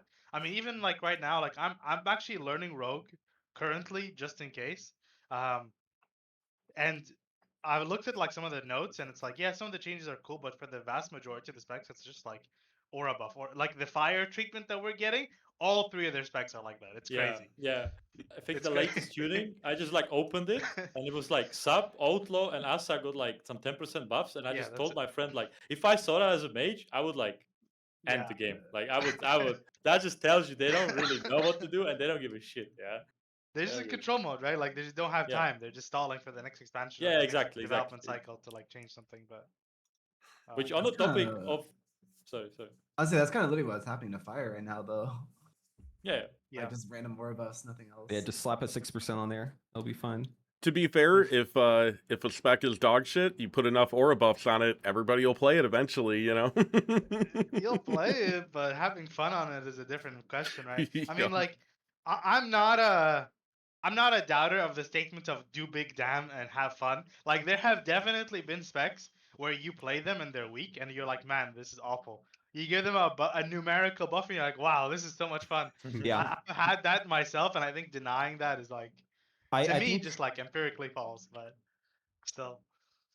last season's fire, like the current season, and if you just gave it a buff and made it like high damage, like the tuning would be higher than the rest, I think people would actually say, you know what, this fire rework in Midnight is so good, like it's so great, because ultimately most players don't really care about the design, right? That's like for the nerds like us, like a lot of the people playing it just want to like do the big number, right? So you can have like a spec that's amazing design, but if it's bad tuning, then everyone's just gonna say it's bad, and they're not going to think any further than that. And every Right? now It and becomes again, like the every now and again, you get a spec that is both fun and good, and that's Spellslinger Arcane in season 2 of the War Within. yeah. I'm actually like kind of glad going into this next season that fire isn't good, because oh my god, I don't want to be playing this pyroclasm stuff, man. Like if it was good, I would actually be suffering. So like I'm more than happy to play Sun Fury Arcane. Yeah. Speaking of fire, we could probably transition a little bit and talk about everyone's favorite mage spec right now. I think just real quick, there's one thing I really am happy about Arcane is that there's no more mana problems, which I think that was like a effect of the Arcane Pulse. Like you ever play Mythic Plus, you want to like hold your cooldowns at the end of like a boss fight. It's like sometimes you're just starving on mana, and I'm so happy to see that that's gone. Like, That was the stupidest thing ever, I think. I definitely Yeah. felt that in season 1 as well. Like because the Sims are running on the fact that you're pressing search pretty much on CD, so you like regain the mana in some way. But then you go into M plus and you're holding your surge in season 1 for like 20 seconds. You're like, bro, I have to like Yeah. barrage every second cast. Like, bro, what the fuck Yeah, like is a, this? like a 1 or 2 charge barrage just because I'm just like, Yeah, yeah, the horrendous. So I'm definitely good. Get rid of haste, man. I need to like remove all haste from my gear. Give me more mastery. The same is true in raid. Like I did Lura as arcane last week just for fun. Just like try it, and like you have to hold your cooldowns for the ad sets, right? So it's like the first one, the third one, you touch on the second, and oh my god, man, it's like the tank is empty, and you got Yeah. like nothing to do because you have pulse. So it's like, what am I supposed to do here? I agree. Like having more mana just feels really good. I was also dropping the mana talent on PTR just because like I feel like I had 0 mana problems playing on PTR. So Oh yeah, Which you one, don't need mana? it at all. cool. Yeah. Yeah. For what it's worth, even beyond our conversation, right? I'm in like a world rank 350 or something. I know you guys all rate at a higher level than that, and some of you key at a higher level than I'll probably ever do at this point. But ultimately, mana is a problem way more for people at a lower end, and I think that for arcane in particular, the spec has always had this overarching theme of being really difficult, and a lot of that is just people mismanaging how they're casting. They cast too many arcane blasts, they go and then the spec's dog shit immediately, right? And so I think that this change, getting rid of mana, is just always going to be the healthy play for arcane from a fun perspective and from a viability perspective at the lower end, where skill floor becomes an issue when you have mana being relevant. Okay, so enough about arcane. Let's switch off to fire. I think Preheat or Forgy or one of you want to flip a coin and walk us through what changed with Fire Mage? Oh, sure. Yeah, I mean, honestly, not that much changed. Your set bonus has this. If you're around for the War Within season 3 or 2, I think it was 2, where they were like, "We're gonna make tier sets for these off-meta talents that nobody has played before." We got one of those. Like now you have to play Pyroclasm. You don't get a choice because the whole tier set's about Pyroclasm. Even Frostfire, which hates Pyroclasm, like historically, is forced to play Pyroclasm again. Um, so yeah, you're just shoehorned into that. The effect is a guaranteed crit, which I will say is kind of like, I'm undecided if I like it or not, because I like it in the sense that like it feels nice to have something that you can kind of play around in single target on like outside in your fiddler. Like you have these moments where you're like, okay, well I have 8 shimmer, I don't have a heating up, and I'm gonna Pyroclasm. This is a cool moment for me to go for a Pyroclasm heat shimmer, compared to if I had to wait for a hot streak or something like that. And also it's just like reliably strong. The downside of it is I don't feel good pressing it in combustion, right? Like I'm sitting here with a guaranteed crit spell that takes a while to cast in a short window duration buff, which is my most important buff, that gives me guaranteed crit. Like, and there's no interaction between the two. Like, there's like small damage buffs from like capstone talents and stuff, but yeah. I don't know. I know you're not a big Pyroclasm enjoyer, Preheat, if I recall, right? You don't like hard casting Fire Blasts? I do Or- if it feels good. The problem is that they haven't made it incentivized enough for me to feel like I'm getting my worth out of it, right? Like if I'm hard casting a Pyroclasm, back in time in Legion with my Bracer proc, I'm loving that, right? It's great, and I feel like I'm not wasting my time. Now it's like, because it does such little damage, and also because of the design of the talents, like for instance, Fired Up, right? Like the Apex talent. There's a lot of weird anti-incentives with it, where it feels kind of bad to do it quite often, right? Especially like Glorious Incandescence proc, you have like one Fire Blast charge, you're like hard casting a Pyro, you get a proc from Fired Up, okay, now you're at 2 charges, your Glorious Incandescence is about to come down, like you're gonna overcap on Fire Blast charges now, and you're like stuck in this hard cast, you can't break it, you have to just commit to it, and then it goes off and it doesn't really do anything, it hits like a wet noodle. So like I think if they made it feel like you're actually getting like something really awesome, something poggers out of it, I wouldn't mind it at all. They just haven't done that right. And I think having the hardcast too, like it's a little disruptive to the rotation, because fire feels like this, crazy ADHD spec during combustion often. And then you have these times where you're just doing like these long pyroblasts that it almost feels like you're like paying the tax man on them, right? It doesn't really feel like you're getting much out of it.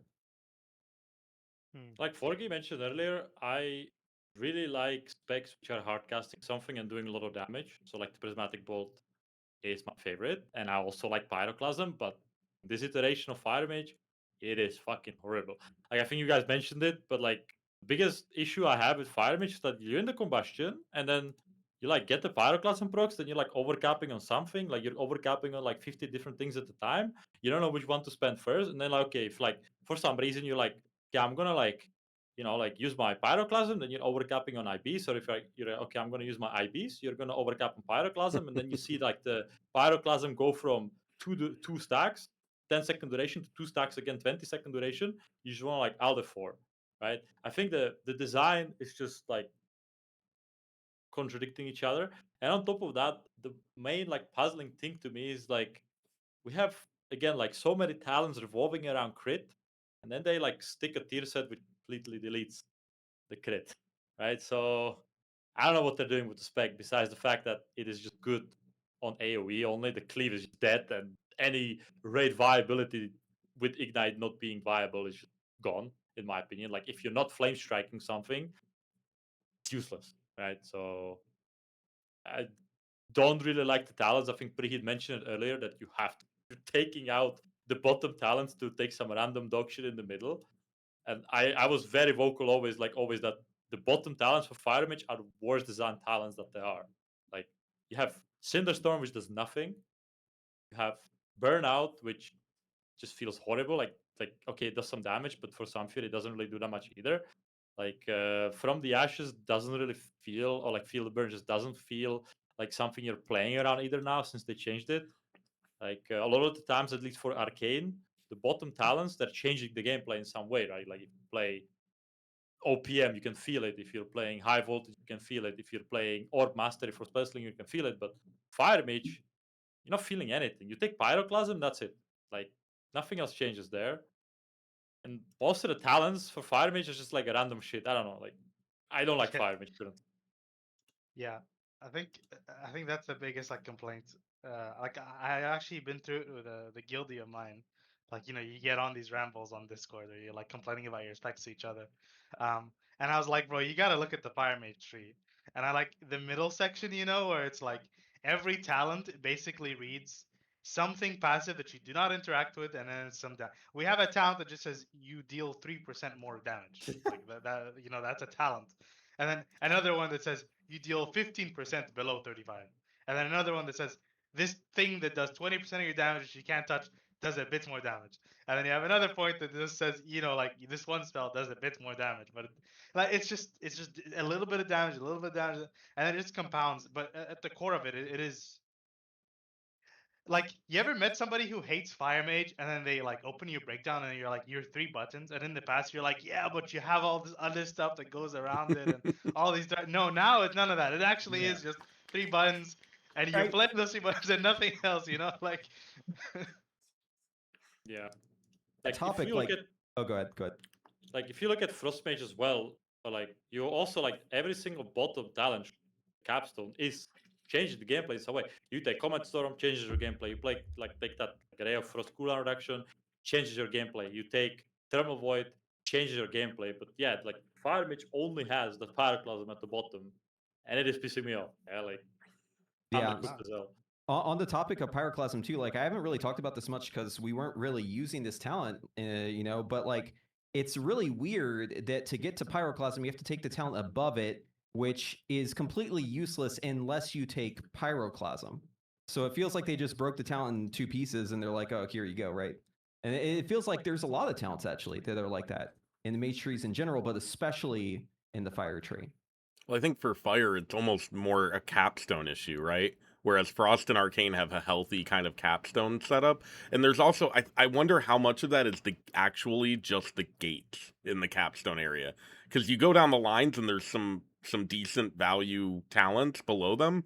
But then like Wildfire and Fire's Ire, why? Why are they the gates? You know what I mean? Whereas you look at it like Arcane's gates, right? You've got Prodigious Savant, and you've got I forget what it's called, the one that increases Salvo's potency. Those are very clearly and obviously good. Whereas like Fire's Ire, if I'm in combustion, you know what I mean? Like half of the spells of half the talent's effectiveness is already removed from it. You know what I mean? It's just yeah, I wonder how much these gates are kind of fucking Fire, because like, yeah, like Burnout and Cinderstorm shouldn't necessarily on paper be as bad as the fact that we're just never picking them, right? They're 3-point talents. Yeah, Right? exactly. Like that's really the issue. And and if you're gonna make a capstone cost 2 points, like you better make it worth it. Like it's got to be strong. It should be something that you want to put 1 point into if you have an extra point, right? But instead, it's just the opposite. Yeah. And if you're gonna make, like, I'm even okay with the 2 point and it being weak if the ultimate reward that I'm getting in the end is like actually worth it. It's just like you go down like the Fire's Ire row on the far right, and it's like, okay, I have like a pretty weak node. Pyromaniac, what I'm a big advocate of the design of this talent. The numbers on it are terrible. Mm-hmm. Like it's so, and then Cinderstorm is nothing to write home about, and it also doesn't really work. Like the part about it spreading ignite just straight up does not function, by the way, like at all, and it hasn't since beta. And it's just like, what's going on? You know, like why do we have a? I'm paying 4 points to get something that is probably worth, like the 4 points value is 1 point in some of the other specs. You know, it's like what's going on?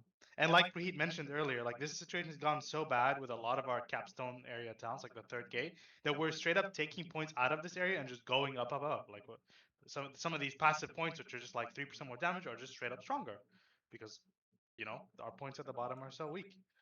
Do we know if they ever fixed Master Flame, by the way? Because that one's also bugged.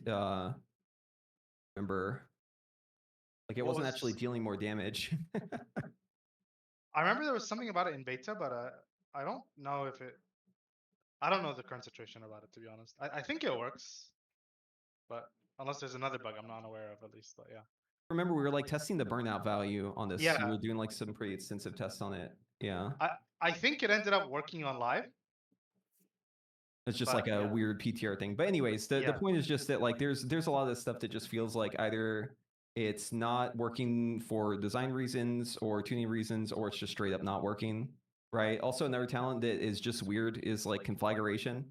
Like it's such a strange talent to be included here, and it's also just never been picked. So Super weak. Yeah, I don't know. The whole row, the whole bottom, like unironically, every point in this section, there's not a single point in this entire third gate that I'm happy about, like straight up. Because like Pyroclasm, a lot of people don't. I'm a hardcast enjoyer. I like Pyroclasm by design, but the numbers on it are not amazing, obviously, right?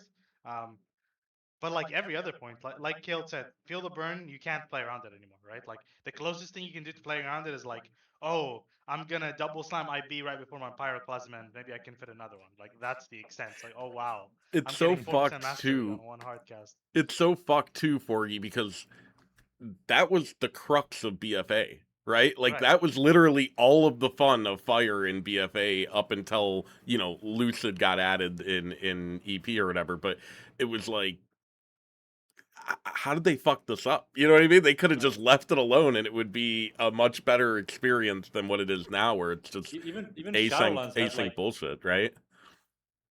even Shadowlands had that infernal cascade, no? Like it was working. Mhm. It was Yeah. longer. I think it was like 4 or 5 seconds, obviously, so it was much easier to play around. But it's like And it was the all core fire concept. damage too, so it worked with Yeah, yeah, yeah. trinkets and shit, which was really interesting as well. Yeah.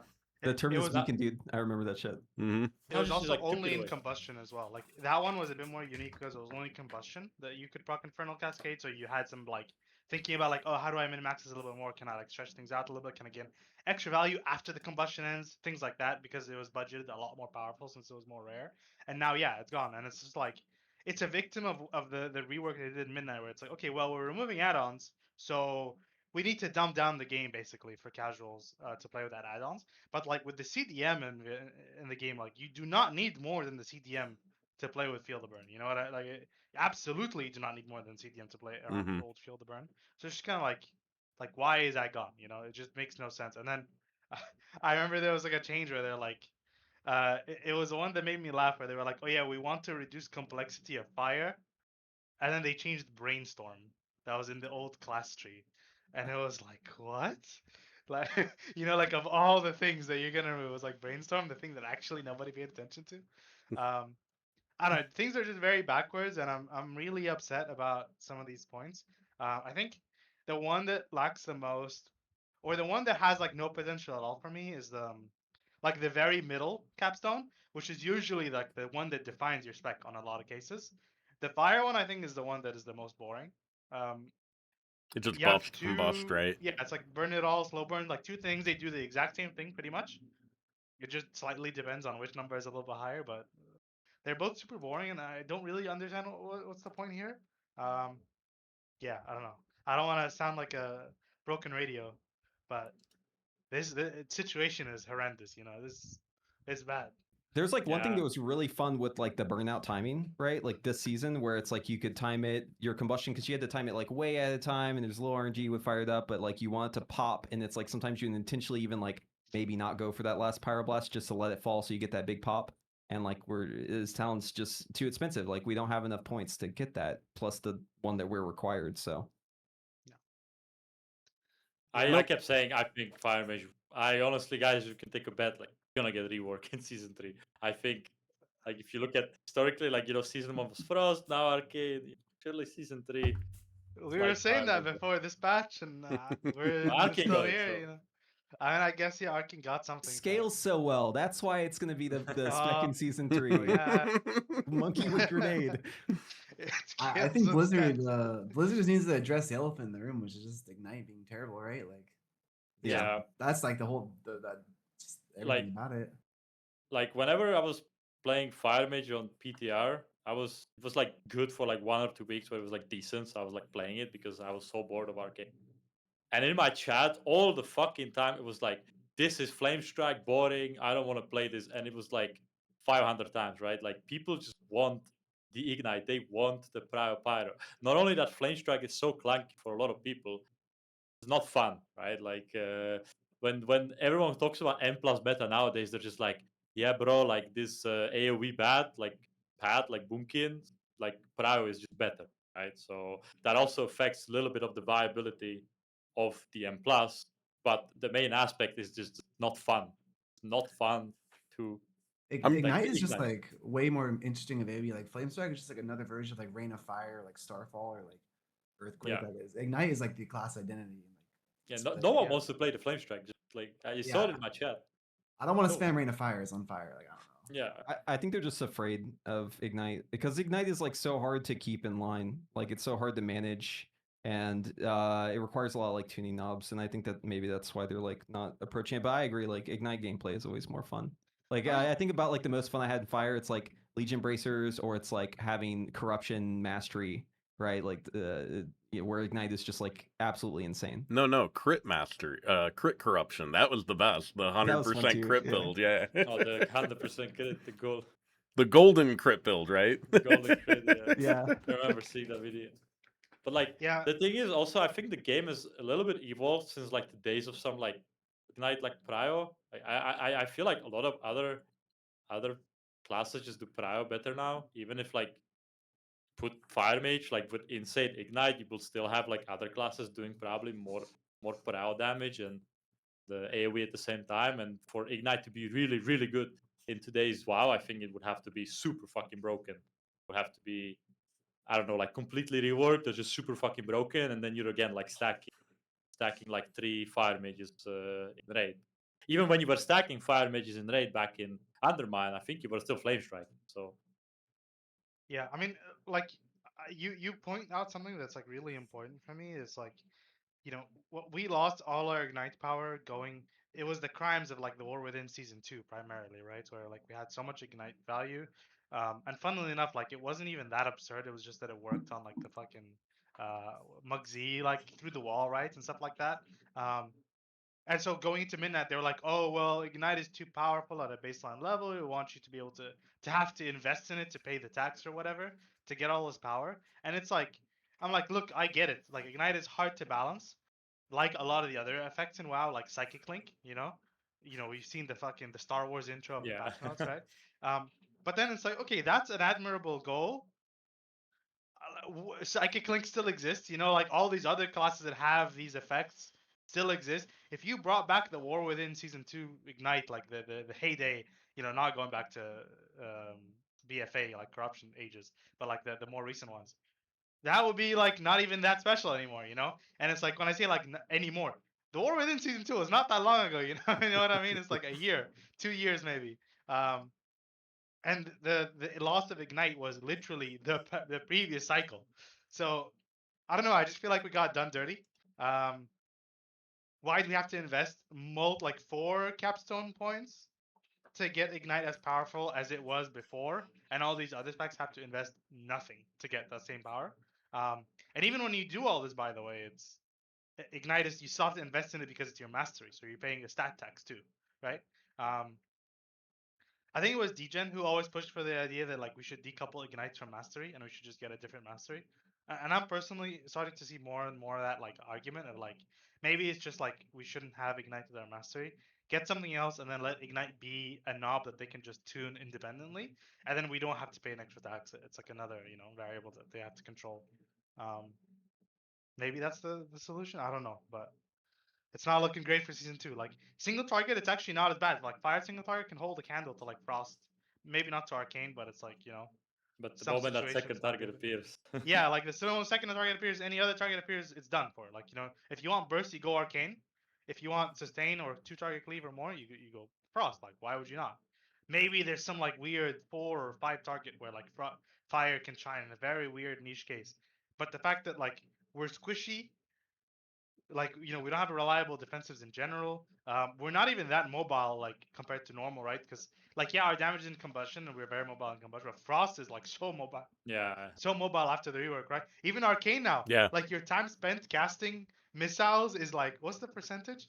It's like 30% or something like that. It's Yeah, it's insanely like high. Yeah. north of 30%, right? It's like I'm Yeah, looking no, at you're like casting for less than 126. like a fourth of your time right now or some shit. It's Right? And insane. you're so mobile. So it's like, what's fire doing anymore? Like it's just there. It's just a guy. It's just a guy in the corner. Yeah, and you can yeah. argue like maybe execute, but like the last time you picked a class for execute, like I only remember Guhun. I think you played Fire Mage there because you need to like kill the boss in like the last phase, but it's like the only thing I remember.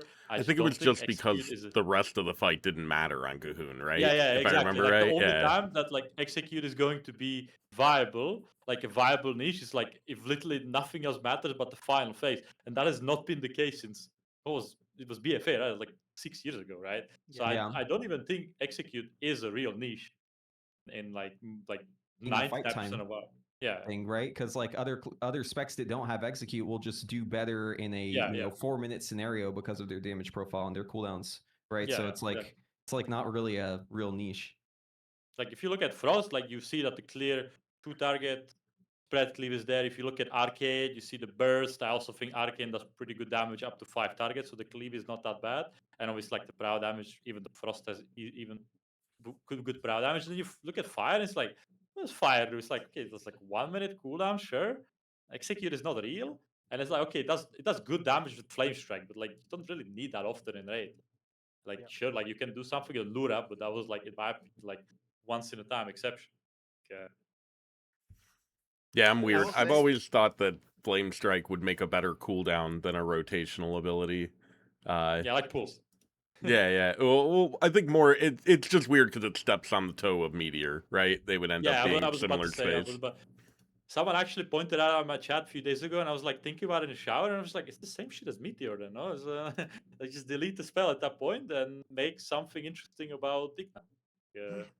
That's core identity of the spec, and they need to accept it. That needs some gameplay around it, right? Yeah. A It's couple of also things. just like abysmally bad as a spell. Like it's another problem, right? Like Frostfire doesn't even want to run it. Like even if you take the talent, like it's still a DPS loss to actually cast the spell. So it's not even like another talent's more competitive. It's just like straight up bad. That's like the Right. worst fucking state of a talent, right? Like you have to take it, but you don't use it because it's that bad. And it's like, wouldn't I take a talent that's worth 0.2% more somewhere else? No, you take the 0% talent just because you need it. Yeah, that's a horrible state. I'm curious, maybe we could go around or maybe get a take here. What do you guys think would fix fire? Like, what do you think if we're gonna get a rework next patch, which is, by the way, is a terrible patch to get a rework because you have an expansion launch right after Yeah. that'll undo it all, right? But if we were gonna go into a rework for Midnight, what do you guys think? What's the thing you want to bring back? Because I think for me personally, like Master Blaster is it. I think fire needs something to track and be interested in. That's like a constant thing to a plate to spin or something like that, right? So what do you guys think? Feel free, whoever. I think for me, I think the thing I don't like about fire is how low your damage is outside of cooldowns. I mean, just in terms of M plus, it feels like it's not like that flexible of where you can do damage in. It's like you just press your cooldowns and then you're at the mercy of cooldown timings. It just doesn't feel good to me. Yeah. I think The- Sun King's Blessing helped with that a lot.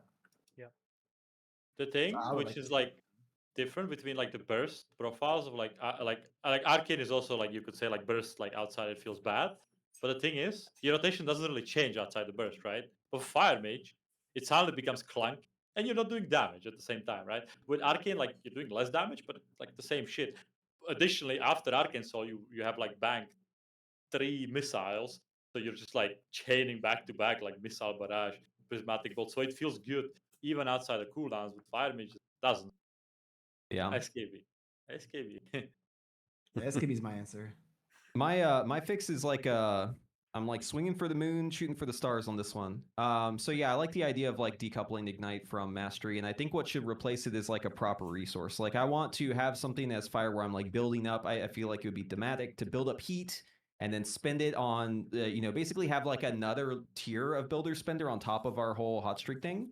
And just like how you could incorporate this into for instance, like Flame Strike, right? Maybe it's something that Flame Strike also does good damage in single target, but you can only cast it if you spend this resources on it, or if it's maybe a different spell, if we don't want to use Flame Strike as the example. Like, just having some interaction there where there's another tier of gameplay that's above the current one, because I think with how they've dumbed it down, it was fun when you had the plate to spin while you were playing the rhythm game, right? But it does fall out through the floor whenever you're outside your cooldowns. It's like you're going, 90 miles per hour, and then suddenly the car breaks down, and you have to go like 20 miles per hour for 30 seconds or whatever, and then you can go fast again. So like having like that 2-tiered gameplay, I think would greatly improve. Not just like how the spec plays, but also like what it could do differently than Frost and Arcane, because I think that's an important part of the conversation. Like, where does it fit into the equation? Because we clearly know what Arcane and Frost do, right? But we just like what's Fire do? Yeah, I completely agree. I think that like I don't know if it's just like introducing one thing again. Like I'm one of the biggest SKB enjoyers, but I think like if you brought back SKB in its current state of the spec, I don't know. Like it might feel better like in doing like M plus or something like that, having a bit more damage in filler. But I'm just imagining what SKB would feel like if like okay, I'd hardcast a pyro, and then I would spam IB pyro for like 6 seconds, and then that's it. We really are lacking plates to spin, like Preheat is saying, right? We've lost Phoenix Flame. We lost like the set bonus where you built up like the stacks at 25, and you got like the double empowered ones, which always felt nice to try and line up if that was like a thing. We lost IB management because now everything's only supports IB, and you have fired up. So now it's just like in combustion, you literally never run out. Like it's insane, right? So you're not even managing that anymore, and you don't have anything in your filler. So it's just like you don't have anything to spin. So it feels like you need like an extra package. Dare I say, maybe a new Apex sound or something that introduces like a core part of the kit that actually like kind of transforms the core gameplay incentives of the spec, both whether it's in filler or in combustion or both. But it needs like a pretty major like injection into what the kit's actually trying to do or accomplish in the kit. Sorry, I just got distracted because I just felt cold air for the first time in like 4 weeks coming out of my AC. Holy poggers, dude. Let's go. Let's go. Let's fucking That's go. funny. I was thinking the same thing for Yeet too. Actually, after I handed it off, and I was like, "Yeah, Master Blaster." I was also thinking, like, man, this Apex talent is really fucking boring and like does nothing interesting, right? It just occasionally refunds some Fire Blast and extends Combust, but like, that's not something you really like. I don't know, interact with, right? It's something you feel, but Right. it's not something that you actually leverage in any way, right? And so it would be interesting to have an Apex more akin to what, Arcane got, where it's like something that is leverageable and something you interact with. So Not only do you not leverage it, it's the fact that it actually takes away something else, because the moment you inject so many IBs, Fire Blast, into your rotation, suddenly the IB management game is gone too, yeah. right? So you actually you don't interact with it and it kills another one. So it's like it's double-edged sword. It's really bad. I really, really dislike this talent. Forgy, Lucas, and I spent so long on the Fire APL trying to figure out if there was any version of pooling that like had any influence on the damage, and it was just like, dude, we don't have to think at all. This is insane. Like, how is none of this a damage gain? Like, Dude, yeah. it's I think insane. Like It's you play live, you go and you like enter combustion with 0 IBs. You press combustion, you press like one pyro, suddenly you have 3 IBs out of nowhere. It's like, what just happened? Like, do I have spontaneous combustion on? Nope. It's just you just get so many, and it's just like it's crazy. I think at some point spontaneous combustion was bugged. It was giving you 3 charges. And then like Yeah. you wrote me about it and you told me it's not even DPS increase. I'm like, what? And it's like you told me because like you just like obviously you press the combustion, you get 3 of them back anyway. So Yeah. why the fuck would you play the spontaneous combustion? I was like, yeah, this spec is cooked. Yeah, for one talent point, you're getting 3 times the value, and you still wouldn't want to take that talent. Yeah, it's cooked. It really tells you something about that talent. It's It's funny bad. too because like BFA Fire, to keep going back to that because that's like the last time Fire was insane, right? But you think about Fire Blast management in BFA, and like there you had way more Fire Blast charges than you needed most of the time after Lucid was introduced, right? But you still managed them because of Blaster Master, right? And so it was like to your point, Forgy, right? There's a system there that the Apex is taking away from instead of adding to. Like you can have resource overflow, but you need a way to make it make sense, to make it, to add a skill ceiling to it, right? Right. And like, I mean, look, I'm not a huge BFA Fire Mage enjoyer. Like, maybe that's fucking taboo to say amongst like people who enjoy Fire Mage. Because like, for me, the core gameplay wasn't actually what made it fun. Like, the skill expression of Fire Mage back then was like, okay, what is the timing of my combustion? What is the optimal moment for me to like be doing this giga ignite that spreads everything? Um, Whereas like you still had small mini games. You had like your Rune of Power, you had your Blaster Master that you had to like kind of manage it, and you had so few outside of combustion. I had this like analogy with my friend whenever we would look at logs. We would like, outside of your filler, are you building houses or towers? Which is just like, are you spending your IBs willy nilly, or are you actually trying to build like a triple stack even in filler for a little bit more squeeze, more juice out of the squeeze? Sorry, for your Rune of Power windows at least. There was more stuff to do there. There's none of that now. You don't have a good ignite. No rune of power, obviously. I'm glad for that. And yeah, like it's so empty. It's so empty. It's bad. I can hear the community's collective admiration towards you for saying that you're glad Rune of Power's gone. I think a lot of the community hates whenever someone one of the mage influencer type people say they miss Rune of Power because the skill floor for it was very low compared to what we have now, right? Yeah. I mean, yeah, it was skill expressive, but it's also super annoying. Like super, super annoying, right? I don't have to deal with that shit. Yeah, Yeah. I mean, I would even argue that they removed a lot of the skill expression of it going from BFA to Shadowland when they removed the charges from it, so you couldn't dictate how you used it. You just wanted to send it off cooldown as soon as Yeah. possible, right? To stand on the little plate, like it didn't have the whole radius, right? Like back in I think Miss Pandaria or whatever, like that was crazy. Yeah, I don't really miss it too much, but I will say there was one fight that I really loved it, which was like Gul'dan. Playing Rune of Power and Gul'dan was really fun because you can map it out so you wouldn't lose any. But yeah, it's just like it's something that like ties you to the ground, especially when you're a spec that historically is known for being able to kind of like run around and jump and do your combustion stuff, but you're like tied to the circle, you can't leave it. It just feels really bad. Yeah, the suggestion that like if we were to keep it, it was always like make it so that when you shimmer, it follows you one time or something like that. Like if you play League, like Gwen W, um, something like that. My favorite fight was actually Rygalon with Rune because you could like I remember figuring out this like I don't know who I was watching when I saw it the first time. I was like, wow, that's really smart way to play around Rune of Power. It's like you put it kind of near a wall, but like not super close. so that when a swirly spawns on you, you can blink into the wall. So that because you blink into the wall, you don't go the full distance. You stay in your rune, but you dodge a swirly, even while you're hard casting and stuff. That was really cool. But also take it away, like I'm glad it's gone. But yeah, I don't know. We just need something. The fire's shit. Very sad. All right, good times. So I think that's kind of all the topics that we had laid out. I put in a note here about UI improvements, but I don't think there's necessarily much to discuss there. I think things are trending in a better path that they were on last season, right? We're getting more access to buff information and stuff like that. But ultimately, I don't think a whole lot's changing for Mage in particular there. It is still weird, though, that, like, if you go into PTR and you go into Frost Mage, Mass Barrier is still listed as a cooldown that you can bring in there, as well as Glorious Incandescence is still listed as a buff for Arcane that you can put in there, and it's like it does nothing now. Yeah, there's a lot of... I don't think anyone's surprised that they're not maintaining it as closely as they said they would.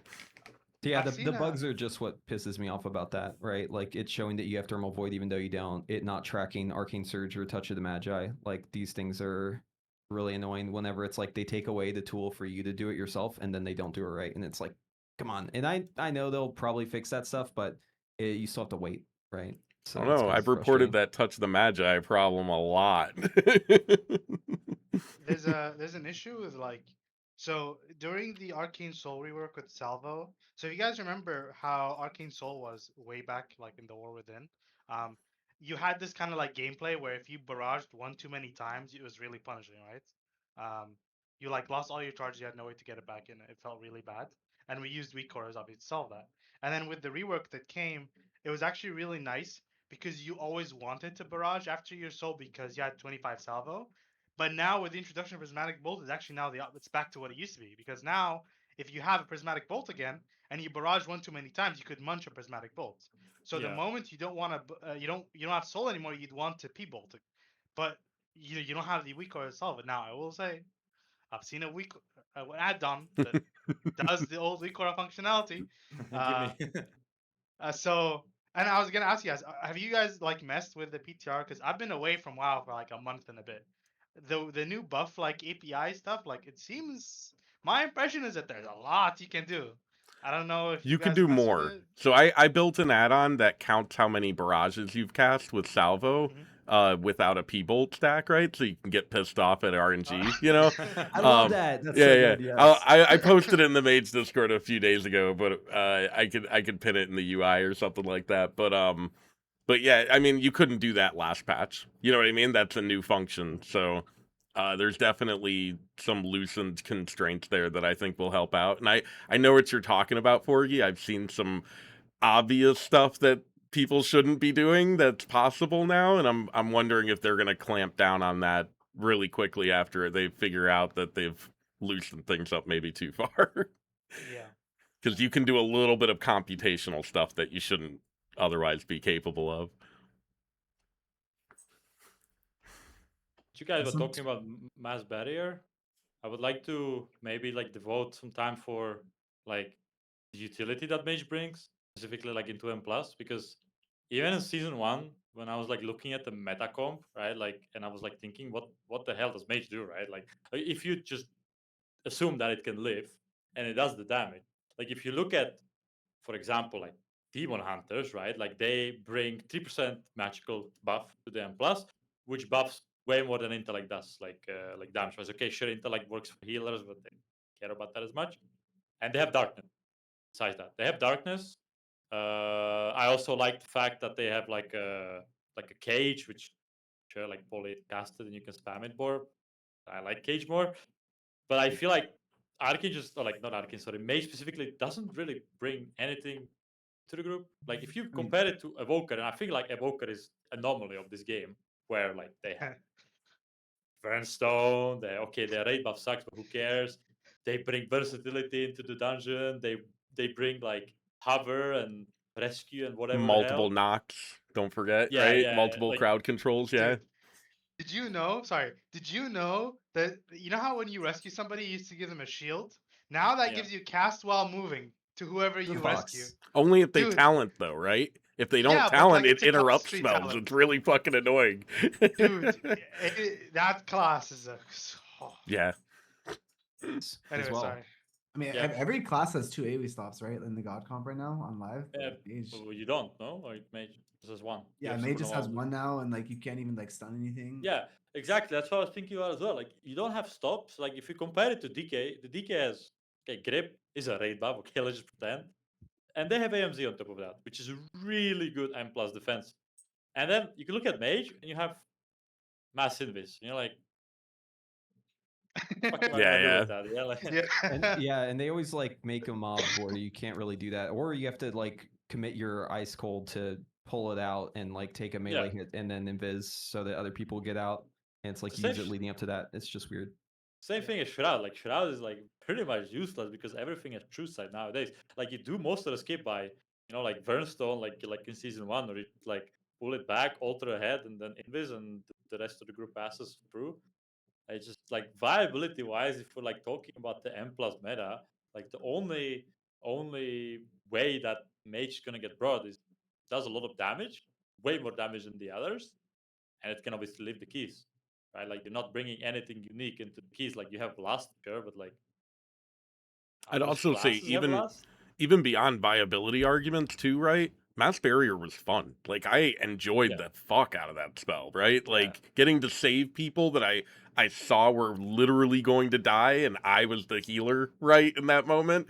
Or things like on what was it, Nexus King, right, where you would blink out and shield the first Oh, yeah. range to get the star drops, right? Stuff like that just felt interesting, and I'd gladly trade a second barrier to get Mass Barrier back. You know what I mean? Just my take there. Maybe that's too far. Maybe Yeah, I'm not me, being a not little me. too altruistic there, but No, I'm gonna keep my second charge, man. Fuck those. I mean, I fuck don't those remember how kids, you know. Mass Barrier. Fuck those people. I mean, I agree. Like the utility having something to help the group would be nice. I actually think that like a rewind is like, or in like an alter time for the group, like that would be like a pretty cool, like a 3 minute alter for the group or something. You might be able to grief people, so maybe that wouldn't be. I would love yes, it a if bug. Supernova vacuumed enemies in and gave Yeah, another that would be spec sick too. or another class an opportunity to have a pseudo mass grip. Maybe it doesn't. Yeah. Maybe it can be shitty like chains. You know what I mean, and Yeah. not full on mass grip or whatever. I don't know. No, that's super cool. Supernova is our stop, and literally like Og has it as like a rotational ability. Like they just upheaval and Yeah. it just does the same Yeah. thing. But on the Yeah, or topic of your that, like duplicate does also it. like your duplicate does it too. But like on the topic of that too, like having it be a knock is just also kind of annoying sometimes because there's like a lot of weird mobs that just like don't get their cast interrupts off, like or like it doesn't interrupt them early in the season if you knock them.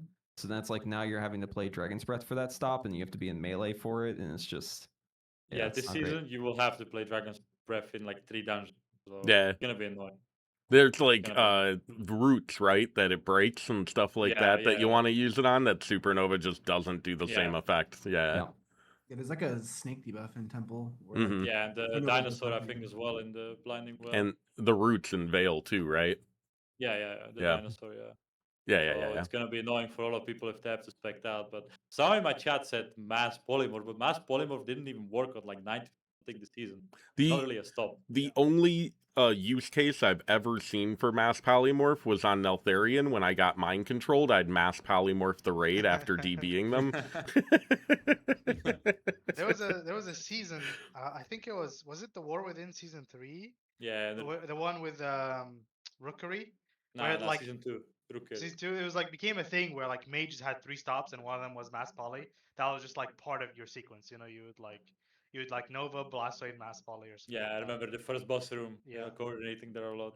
Yeah, so like you ended up using it, but like yeah, I mean it's also now fun like having a casted ability and also it's only melee range around you. It's like so weird, and it has like the tag conditional, right? Like it have to be humanoid. These humans are critters. Yeah, like what the fuck, man? Like It doesn't shit work is so against weird. half the stuff. It's, yeah. It's just so weird. I don't know.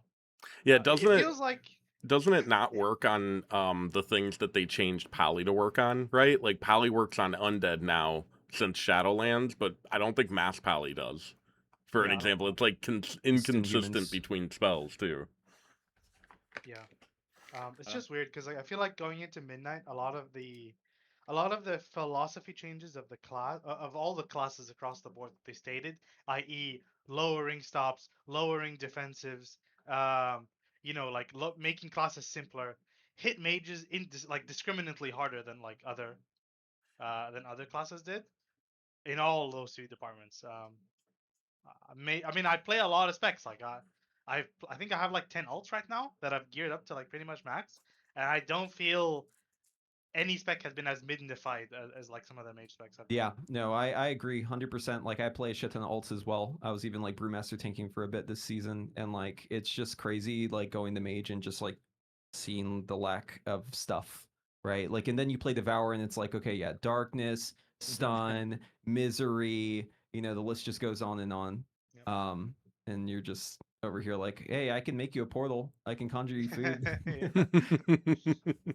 Yeah, I Hey, remember food is I was food's important, man. You can macro it to recuperate to regain health quicker. Yeah, it's also really good after Is your it not arcane part of your surge in surge? your Yeah. opener. Yeah, it's part of your surge opener. I thought everyone knew that. Come on, man. A legendary clip. Yeah, like I remember like pushing with my friend season 1, and he was just like always teasing me like, look, what are you doing as a mage, bro? Like in my like plus 21 keys, which were good. And he's like you fucking die all the time, and then like oh, I wish I had a grip here or like AMZ. I'm like, yeah, I can like, I guess I can, I don't know, like barrier for myself, like no options. You got Feels one horrible. AoE stop. Is that You got one one AoE AoE stop? stop. Yeah, At yeah, least. yeah. Yeah, Like it's not. he was teasing, and I remember like I swapped as well for Demon Hunter this season because I wanted to put keys before I got bored of it. And like the biggest offender was Hit of Sauron, like on high keys. Like I would go there as even at like a frost page on 21, and there was like these jumping, the leaping guys jumping, and they were basically killing you. Like with overlaps, if you got like the curse and the jump at the same time, you would die as a mage. And then I go there, like I would have to like rotate, maybe like ice cold if I get jumped and wasted.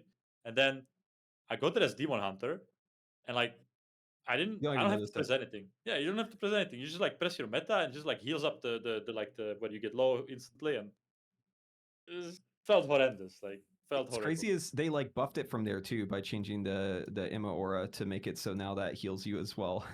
Yeah, there's like so many mechanics where you play it on mage and then you go to your devour and it like you don't even have to think about it anymore. Like I'll be Yeah. like I like playing out all my defensives for like certain raid encounters on my devour ult because I like am used to doing that for mage, right? And I get there and I realize like at the end of the fight I totally forgot to press them at all. Like I didn't press any defensives and I was just completely full health the entire time. Yeah, there's also the Mage has lost its ability to be able to like cheese mechanics. Like if you look at the meta comp right now in M+, so many of these specs have abilities to just cancel out mechanics. Like I played DK this season, right? The stupid amount of things where it's like, oh yeah, actually if you AMS this or if you IBF this, you just don't get the debuff. They're the second boss of Pit of Sauron, right? Where when they transform, they do that like ghoulish dot. I don't know what the fuck it's called. It's like a minute. I don't know because I've never had it as a DK, and like DHs can like meta the moment it spawns, and you immune a minute dot. And there's so many instances of these things across the game, like Nexus Point, right? When you're those mobs that put a circle on you, and if you walk, you damage. You just immune that as a DK. You pre-AMS it, right?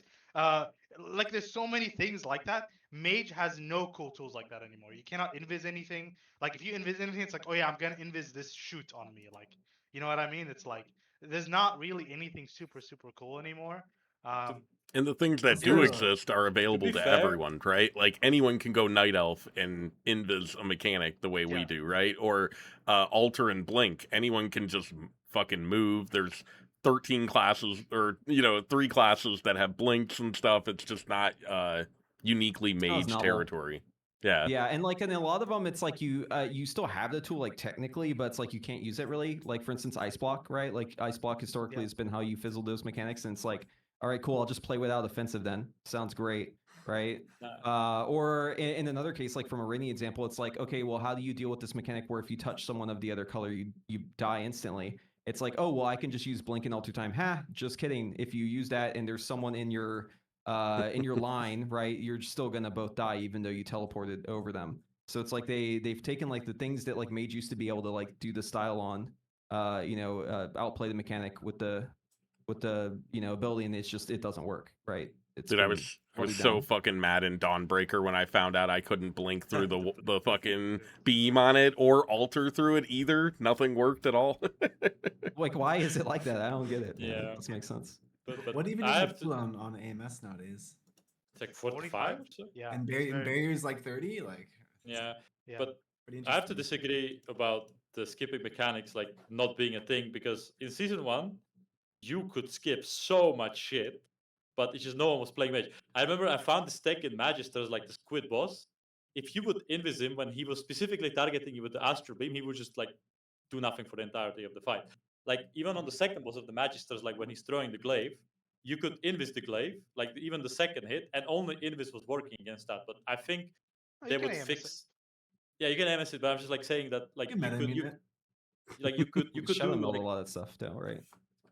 like you could like cheese a lot of mechanics even as a mage in season 1, and I think even in season 2 it's gonna be the thing. Like I think even like Billy, like you can kind of like agree that you can skip a lot of mechanics like on boss fights as well in the Mythic Plus, no? Like Yeah. King's I Rest mean, or like Altar of Altar of Fangs, like Fangs, last last boss is pretty insane because it lines up every time. Yeah, the thing is, like, I think Blizzard, from what I've been like a lot on PTR, they do like separate like blacklisting for Shadow Melt sometimes and Invis. From my experience, when I was trying, like Shadow Melt was not working on half the things, but Invis was working. But obviously, if Mage gets more popular, the only reason why I think they haven't fixed it in season 1 because no one was playing Mage. Mm-hmm. They will probably fix it. Yeah, like Yeah, I'm Yeah, thinking for about the example, like Squid Boss one you mentioned, and I'm like, that's an exploit, Kelp. That's not. I mean, yeah, I mean, That's not mage mechanic slipping, right? That's like a full-on exploit. I know mean, hunters can do that one too. There's one in Skyreach as well, like last boss, like if it targeted you for the like the dropping the line of fire, like if you invis like at a certain time in the cast, the boss would actually just be bricked for like 30 seconds, like it wouldn't do anything. I experienced this like whenever I was like getting crests early on, but Yeah. I don't know if it still works that way. You can But, yeah, like, you can meld it as well, that one. To be fair, Yeah. for every mechanic like that, there's a floor that I can blink through and kill myself in an instant on, right? Like, Yeah, Thanks to yeah, the exactly. That happens Nexus in the point. Temple Orb room. The Temple Orb I room was happens, so. we got that Raider IO recap, right? And it showed my most of my deaths happened in the what's it called, Nexus or whatever, and it's on that bridge that you can fucking blink through. It's like, yeah, I've died there a few times. Yeah. Like I think even in the season 2, like for example, in like gonna make an example that you guys probably don't know, like Voice Car Arena, like the last boss, you can invis a mechanic which completely like negates you having to move for like 10 seconds, like just running around. Yeah. So like I think Mage has some cool stuff like this. Obviously, it's not as broken as AMS. Like AMS is on completely different level, but you can like negate the debuff. But there are like some options that you have when it comes to that. Like AMS is not talking about that. That's fair. That's fair. I mean, I look forward to seeing the use case potential of Invis then. Yeah. Obviously, if they don't Actually, blacklist. I'm actually pretty happy they didn't remove Invis. Yeah, in 1 minute it's pretty strong in some cases. It's pretty strong. Oh yeah, I love having it as a sprint that's not tied to DR, honestly. Yeah, Well, the thing that always gets me though is the damn physical jumpers, like you were mentioning before, because we just like have no native like physical reduction. I guess Frost like has some in barrier, but it's like you get jumped on and it's a big deal. Other people, they may not even notice it. We're doing raid testing on I don't remember the boss. I think it was something in the new raid, and I remember I was complaining about this mechanic doing so much damage, and no one else even was noticing this thing, and it was because it was physical damage. So, yeah. Oh, no, it's actually current tier. It's the Spore guy, right? The Spore boss. The Oh, stupid root he puts on you, the debuff. It just, or like the ads mailing you too if you get fixated. They just like they like bash your skull in. Other people just don't even notice them. You have to like kind of kite them sometimes as mage late in the fight. Yeah, when it first came out, I definitely felt that, where it was like the ad fixated on me, and I'm like, oh, this thing kind of fucking annoys me. What the hell's going on here? Like, everyone else is just standing there tanking it. I don't even see their health bars moving. All right, so I think we've been chattering here for a couple of hours. I asked chat to kind of come up with some Q&A items for us to kind of close it out with. I think the first interesting one I saw there was, if you were a developer and you could change one spell which spell it would be and how, and I think that kind of harkens a little bit back to what we already talked about, but maybe we get a different response out of it. I don't know, Forgy, what do you think? What's the one spell you would overhaul? One spell. That's tough. I could give you Maybe, mine like, if you mass want. polymorph instant. That could be cool. That's a good one. I like that. But that might, something I'm also gonna talk about is I think there's also like a big problem about mage tuning in PvP because I don't know if you guys ever heard the argument that mage is like completely broken in PvP and like has this like crazy amount of utility, and then you go to PV and that doesn't feel like it's relevant at all. Yeah. To me. I feel like it's always been a big problem because like if I think about like mass polymorph being instant, that sounds cool. Maybe a second AoE stop, but like A lot of it's put just that the in nature PvP. of having 3 spell schools is Yeah. like a big cause of that. I bet that's why they gave us avoidance, because PvP doesn't give a fuck about avoidance. Yeah, I was And thinking if they about give it. us stamina, like you just like, okay, suddenly the PvPers are all crying Like- about like- it, understandably so. I think one of the reasons why Fire Mage didn't get the second barrier for a long time is because I was doing some PvP at the beginning of the expansion. I think I was farming something, I think it was the socket. And big damage portion was the blazing barrier, the damage that when you get attacked by Yeah. melees, right? And I think they didn't want to give the second barrier just because of PvP.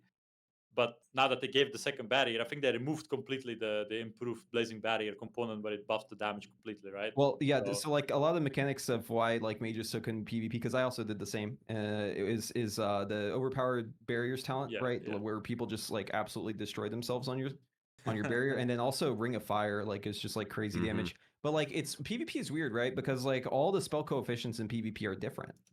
They're the same spells. It's just like they scale differently in that area. So I feel like they have the tools to like tune PvP properly without having to make us suffer as PvEers, right? It's just it needs to just be it's work.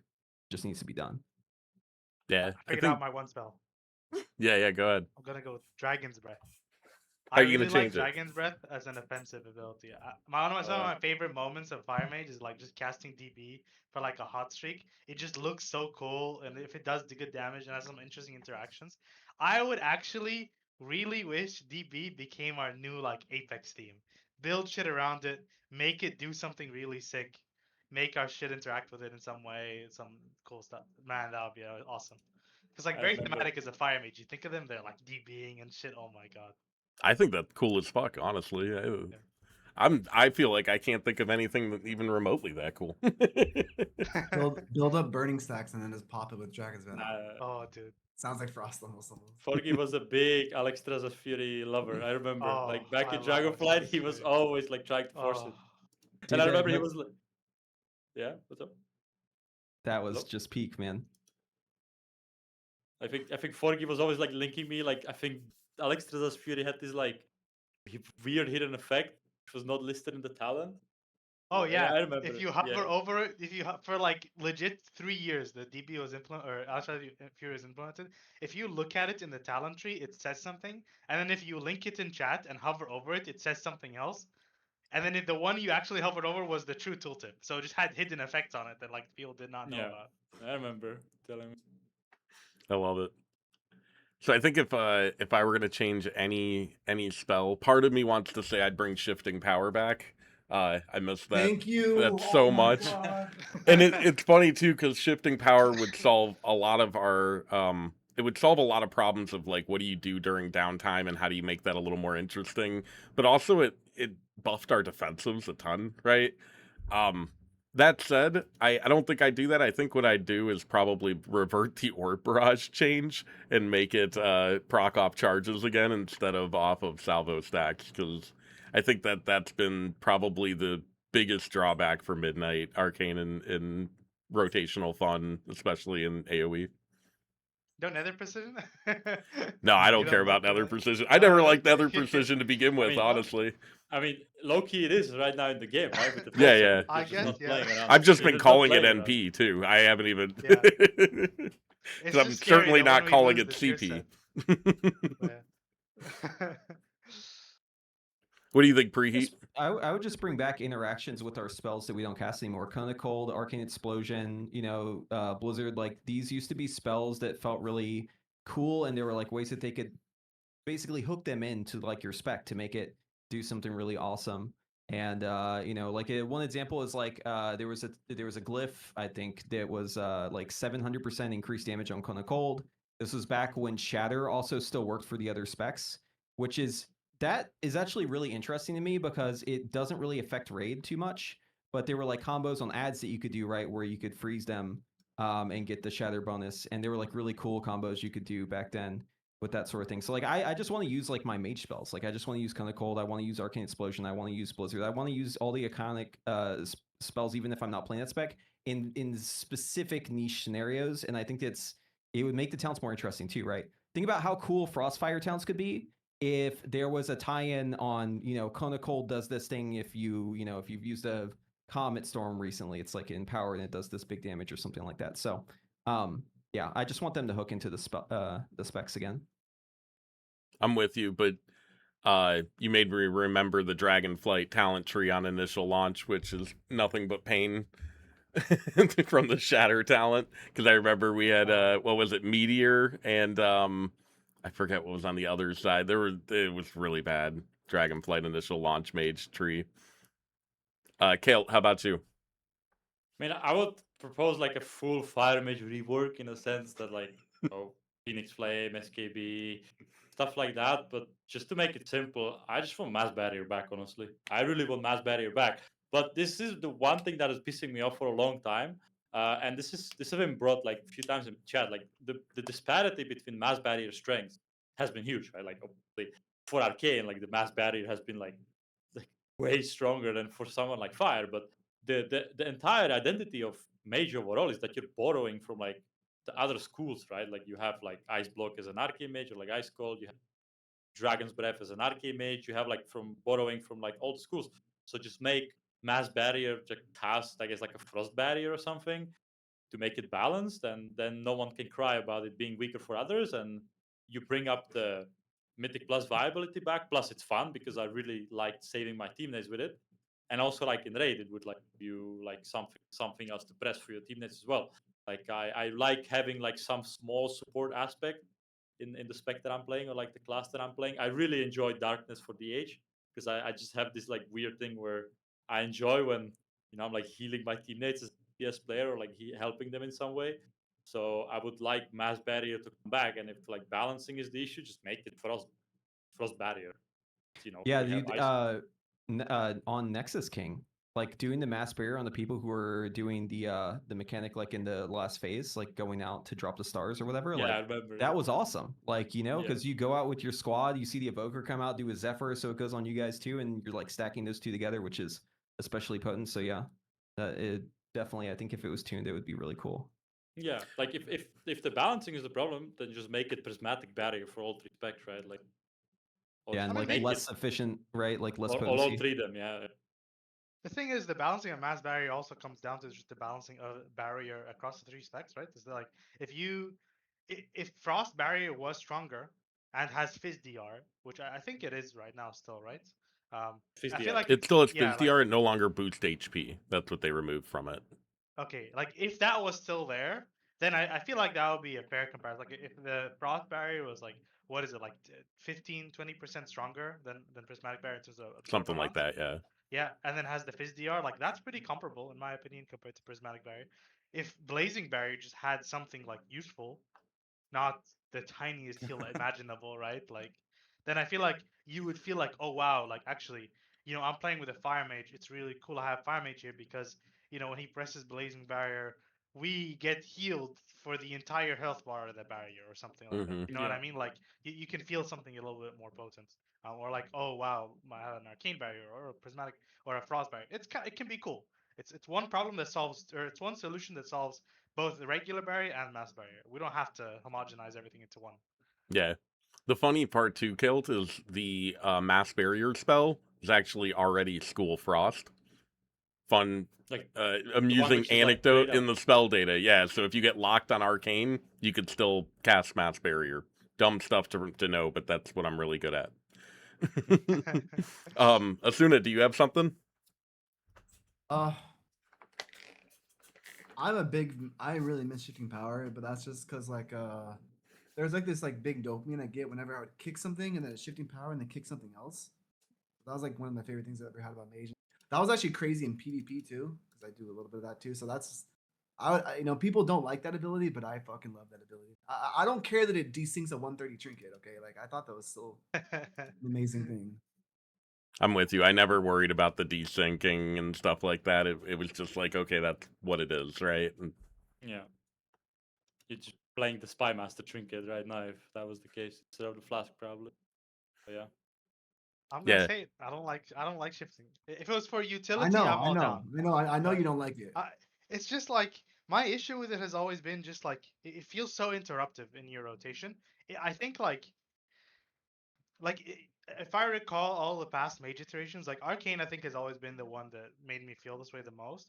Where like you're playing, and you get into this groove where it's like missile, blast, blast, missile, something, and you're kind of getting in this like rhythm, this like trance state, right? When you're like just like gaming, and then you just like have to press shifting. It just feels like it takes me out of my element. You know what I mean? It takes me out of that immersion. And that's what I always not liked about it. I like think that it gives CDR, but like if it was a button that you just clicked and it gave you the CDR over time, like there's an evoker spell like that. I don't know what it's called. time stop at there or something. No. I know what you're talking about. have to channel it. Is there one yet? Okay, I thought there was one. That... There's a passive version that's just 10%, but yeah. Okay, yeah, like if we got the passive version, I'm all down for that.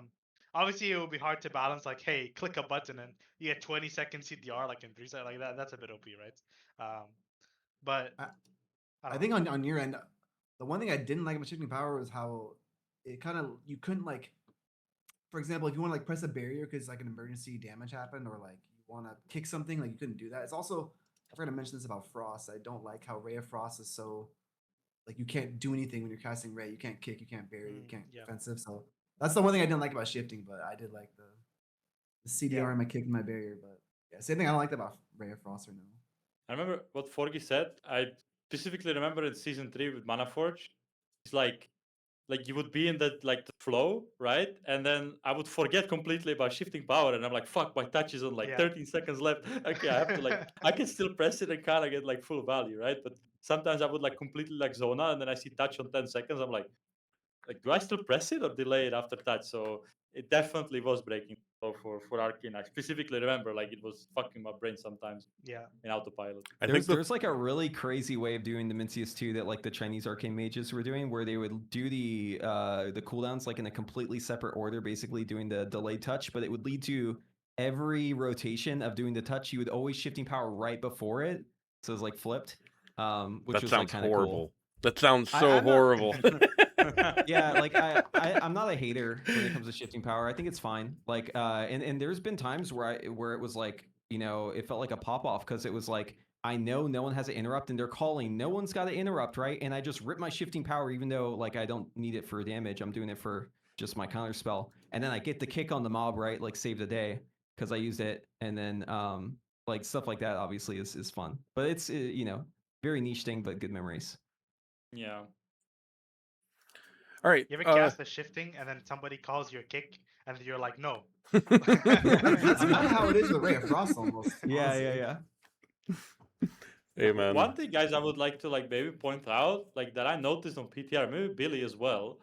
Like when you're playing Arcane, specifically in M+, but probably in Raid as well, like don't have talent points. Like you had the luxury in season 1 that you were just like locking in whatever the fuck you wanted because most of the talents just didn't matter. But now you have like on the left side. Yeah, on the left side, like you have improved wording that you have to take. Now you have the mirror image talents, which kind of have to take, right? And then like if you want to like spec stuff like the improved counter spell, like the 1 second log, which is whatever, so yeah, doesn't matter. But if you want to like spec like decurs and like spell steal, it's very cooked, yeah. And then like you actually have to like de-talent them for dungeons you don't need them. When like before you could just run both of them all the time. Yeah, but like you cannot talent for everything. That's it is like weird. It is nice that you can drop that 5% mana reduction talent though now, right? That's no longer really relevant. But it's like 5 DPS decrease, no? Maybe. No, it's it's like 0.3 or something. Out of mana. But it's still like maybe like enlightenment scales with it, maybe just like a little bit, Like, yeah. 5 DPS, Just sitting there licking the plate, right, Khaelt?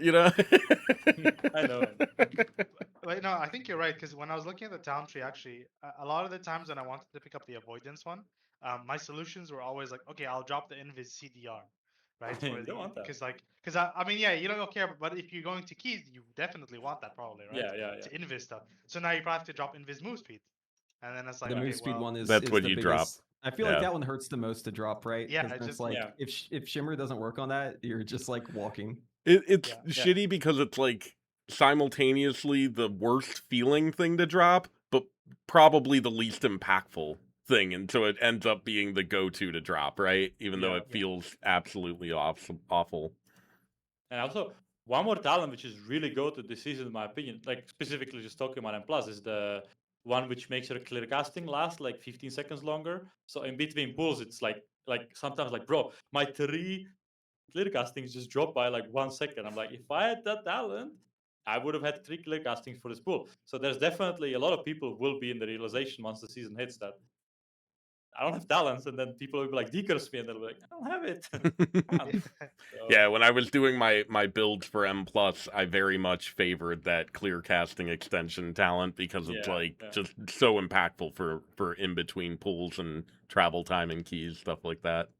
Yeah, like if you drop the 3 clear casting, like Alder 4. Like, Yeah, even yeah. if it's just like outside of search, Alder 4. They just need to give it a minute duration like pre-bolt, right? Yeah. Dude, it's crazy that they gave Peeble a minute, man. I Like I know. was so surprised when that happened. If you think Copy about it, like glacial. you might, I think if They you just were copy like, pasted glacial spike, right? we were doing if we were doing the Minces, like you might be able to get one right at the end of phase 1 and go all the way to the first platform and barely get Oh. it off like Yeah. right before it expired. That's a pretty good use Yeah. case, actually.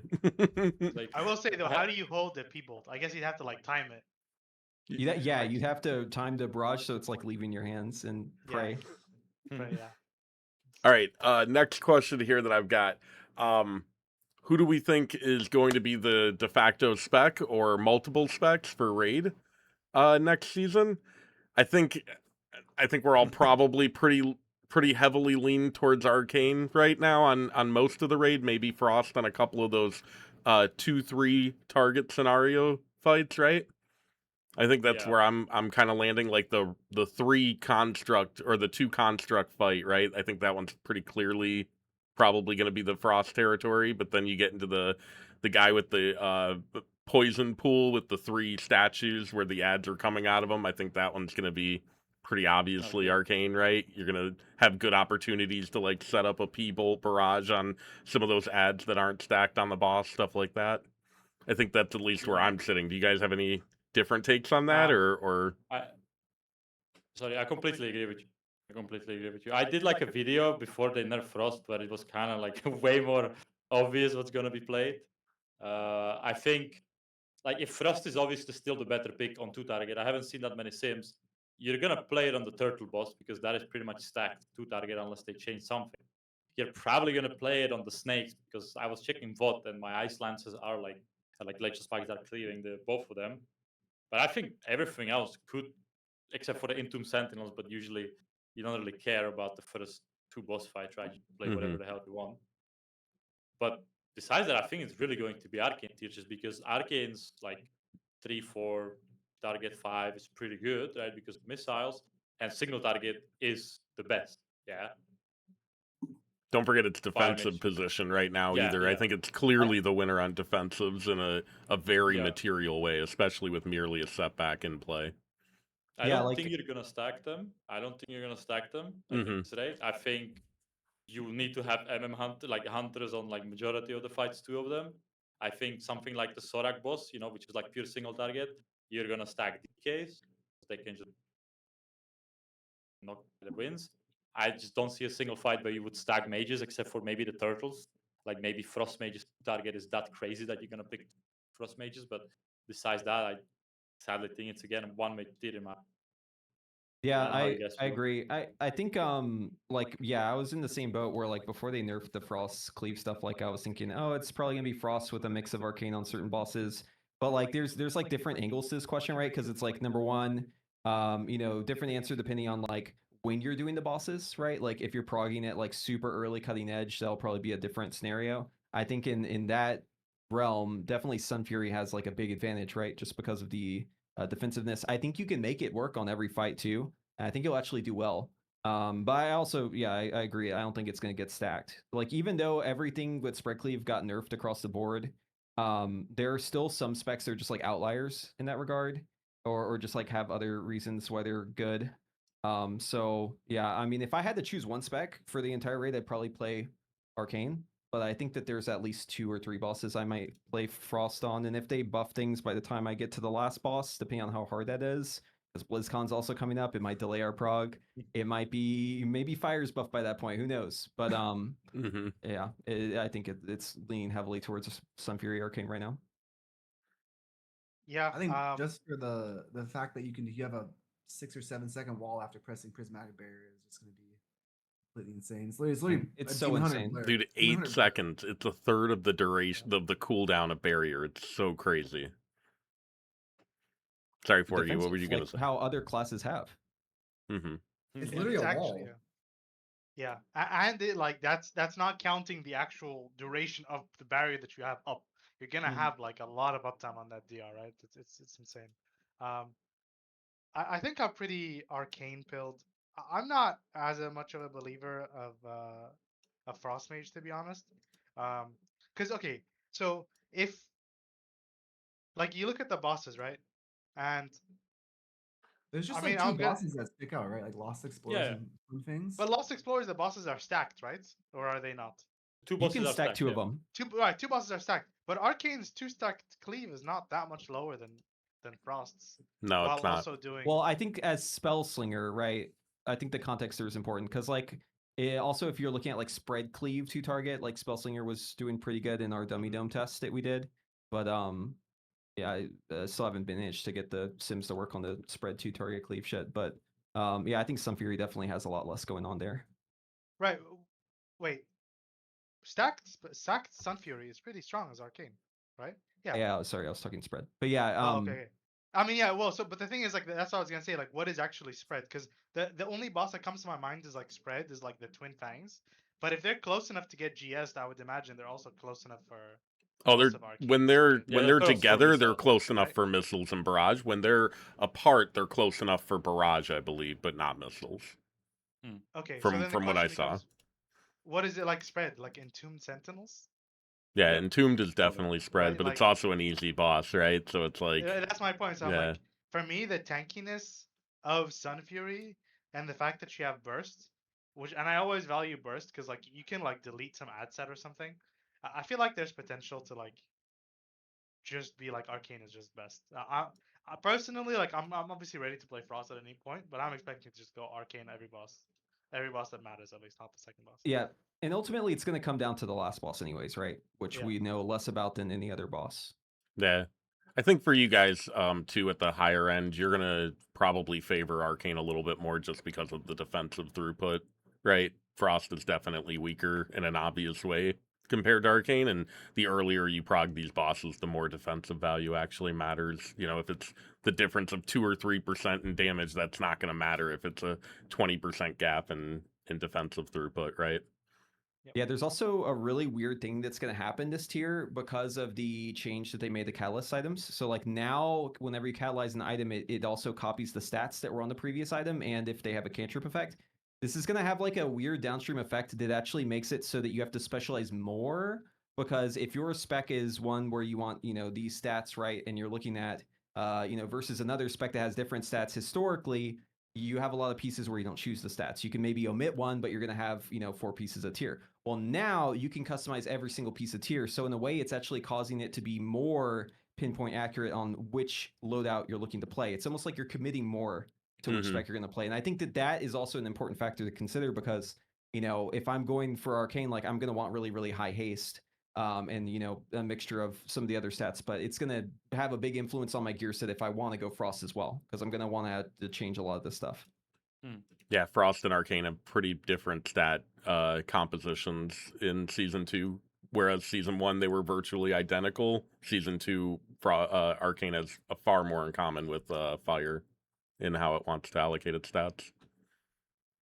Frost still wants to drink the potion of recklessness, no? I think last time I checked in Zero Verse, so Yeah, Frost Pretty- is still using Recklessness, and Arcane's still Yeah, and using Arcane. Light's Potential. The new potion is like total dog shit. I'm like scratching my head for like a full 24-hour period after those patch notes where they nerfed the new potion, because it was already dog shit. Like, it was already more than 1% behind, and for a potion, that's dead space, right? Like, there's no recovering from being any percent behind when you're just a potion or a stat item in general, right? It just doesn't make sense at all. Yeah, I mean that pod is only good if you're like a more sustained damage spec, right? Because it lasts a minute effectively compared to the No, regular no, pods it of like doesn't. The verse falls off when the potion expires. You just lose the Wait, buff. really? Yeah, so it's a 30-second buff. It's weighted, right? You get more of the potency of it on the back half. I thought the same thing. I thought the same thing, that it would be like, okay, you ramp up and then you pop your CDs 30 seconds in, and it was like, no, it just falls off at 30 seconds. So you just Oh, what the fuck? yeah, Okay, it's that's just a terrible potion, exactly. Okay, the way it's described is very misleading then, because it says that it applies another buff for 30 seconds, then that buff lasts 30 seconds. Mhm. But Yeah, no. I guess not. Yeah, no, that's terrible then.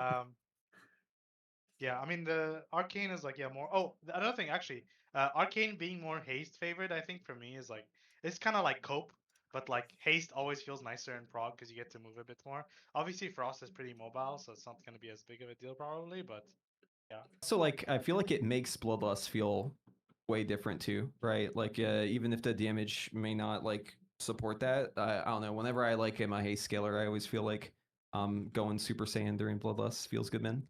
Well, Yeah, there's I real love benefits, both right? There's like real actual benefits to stacking haste in any progression environment, because that gives you more GCDs in which to make more decisions about how to use your defensives and mobility and you know what I mean? How to not fuck up your damage while you're doing mechanics. In a very broad sense, haste is like always going to make you play just a minuscule amount better because you have more decision opportunities, right?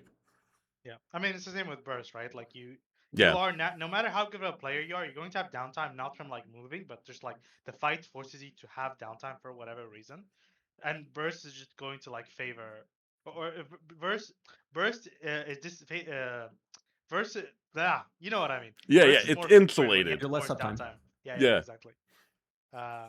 Yeah, I think that's pretty valuable. We didn't really see that much in season 1 because Frost was so dominant, but I think that now Arcane is the fact that Frost's only standing on its niche as opposed to its tuning, it makes it a lot more threatened.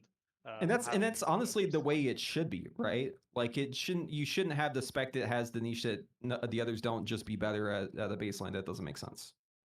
Yeah. Yeah. All right, so I think we've exhausted 12.1. There wasn't that many changes, so we could probably wrap it up here if you guys are good with that. Do you have any closing statements you want to make, Forgy? No, I'm good. No. All right. Terrific. Rage baited in the comments. Nice. Khaelt, do you have anything you want to leave us with? No, just thank you for inviting me, guys, into this. I was a bit nervous, but thank you for inviting. It was actually quite nice. Yeah, for what it's Yeah. worth, my fiance said you're cute, so there you go. How about you, Preheat? You Watch got How about you, Preheat? I just want to shout out my father-in-law for getting the AC fixed. Hell yeah, let's go. Also, you know, make fire great again or something like that. Not this tier though. Don't do it this tier. I want to play Sun Fury Arcane this tier, but maybe later on, right? How about you, Billy? Please do something to Fire Mage. I don't know anything. God, don't give it another aura buff and call it a day, please. All right. Well, we can leave it off there then. Thank you very much for attending, guys. I really appreciate it. I know the community really likes these events, so I'm gonna keep trying to have them every patch or so, and you know, I'll definitely send re-invites here when we get closer to 12.2 and we've got some PTR stuff to discuss. Thank you very much, gentlemen, and thanks to all the viewers out there. It's always fun to see your feedback.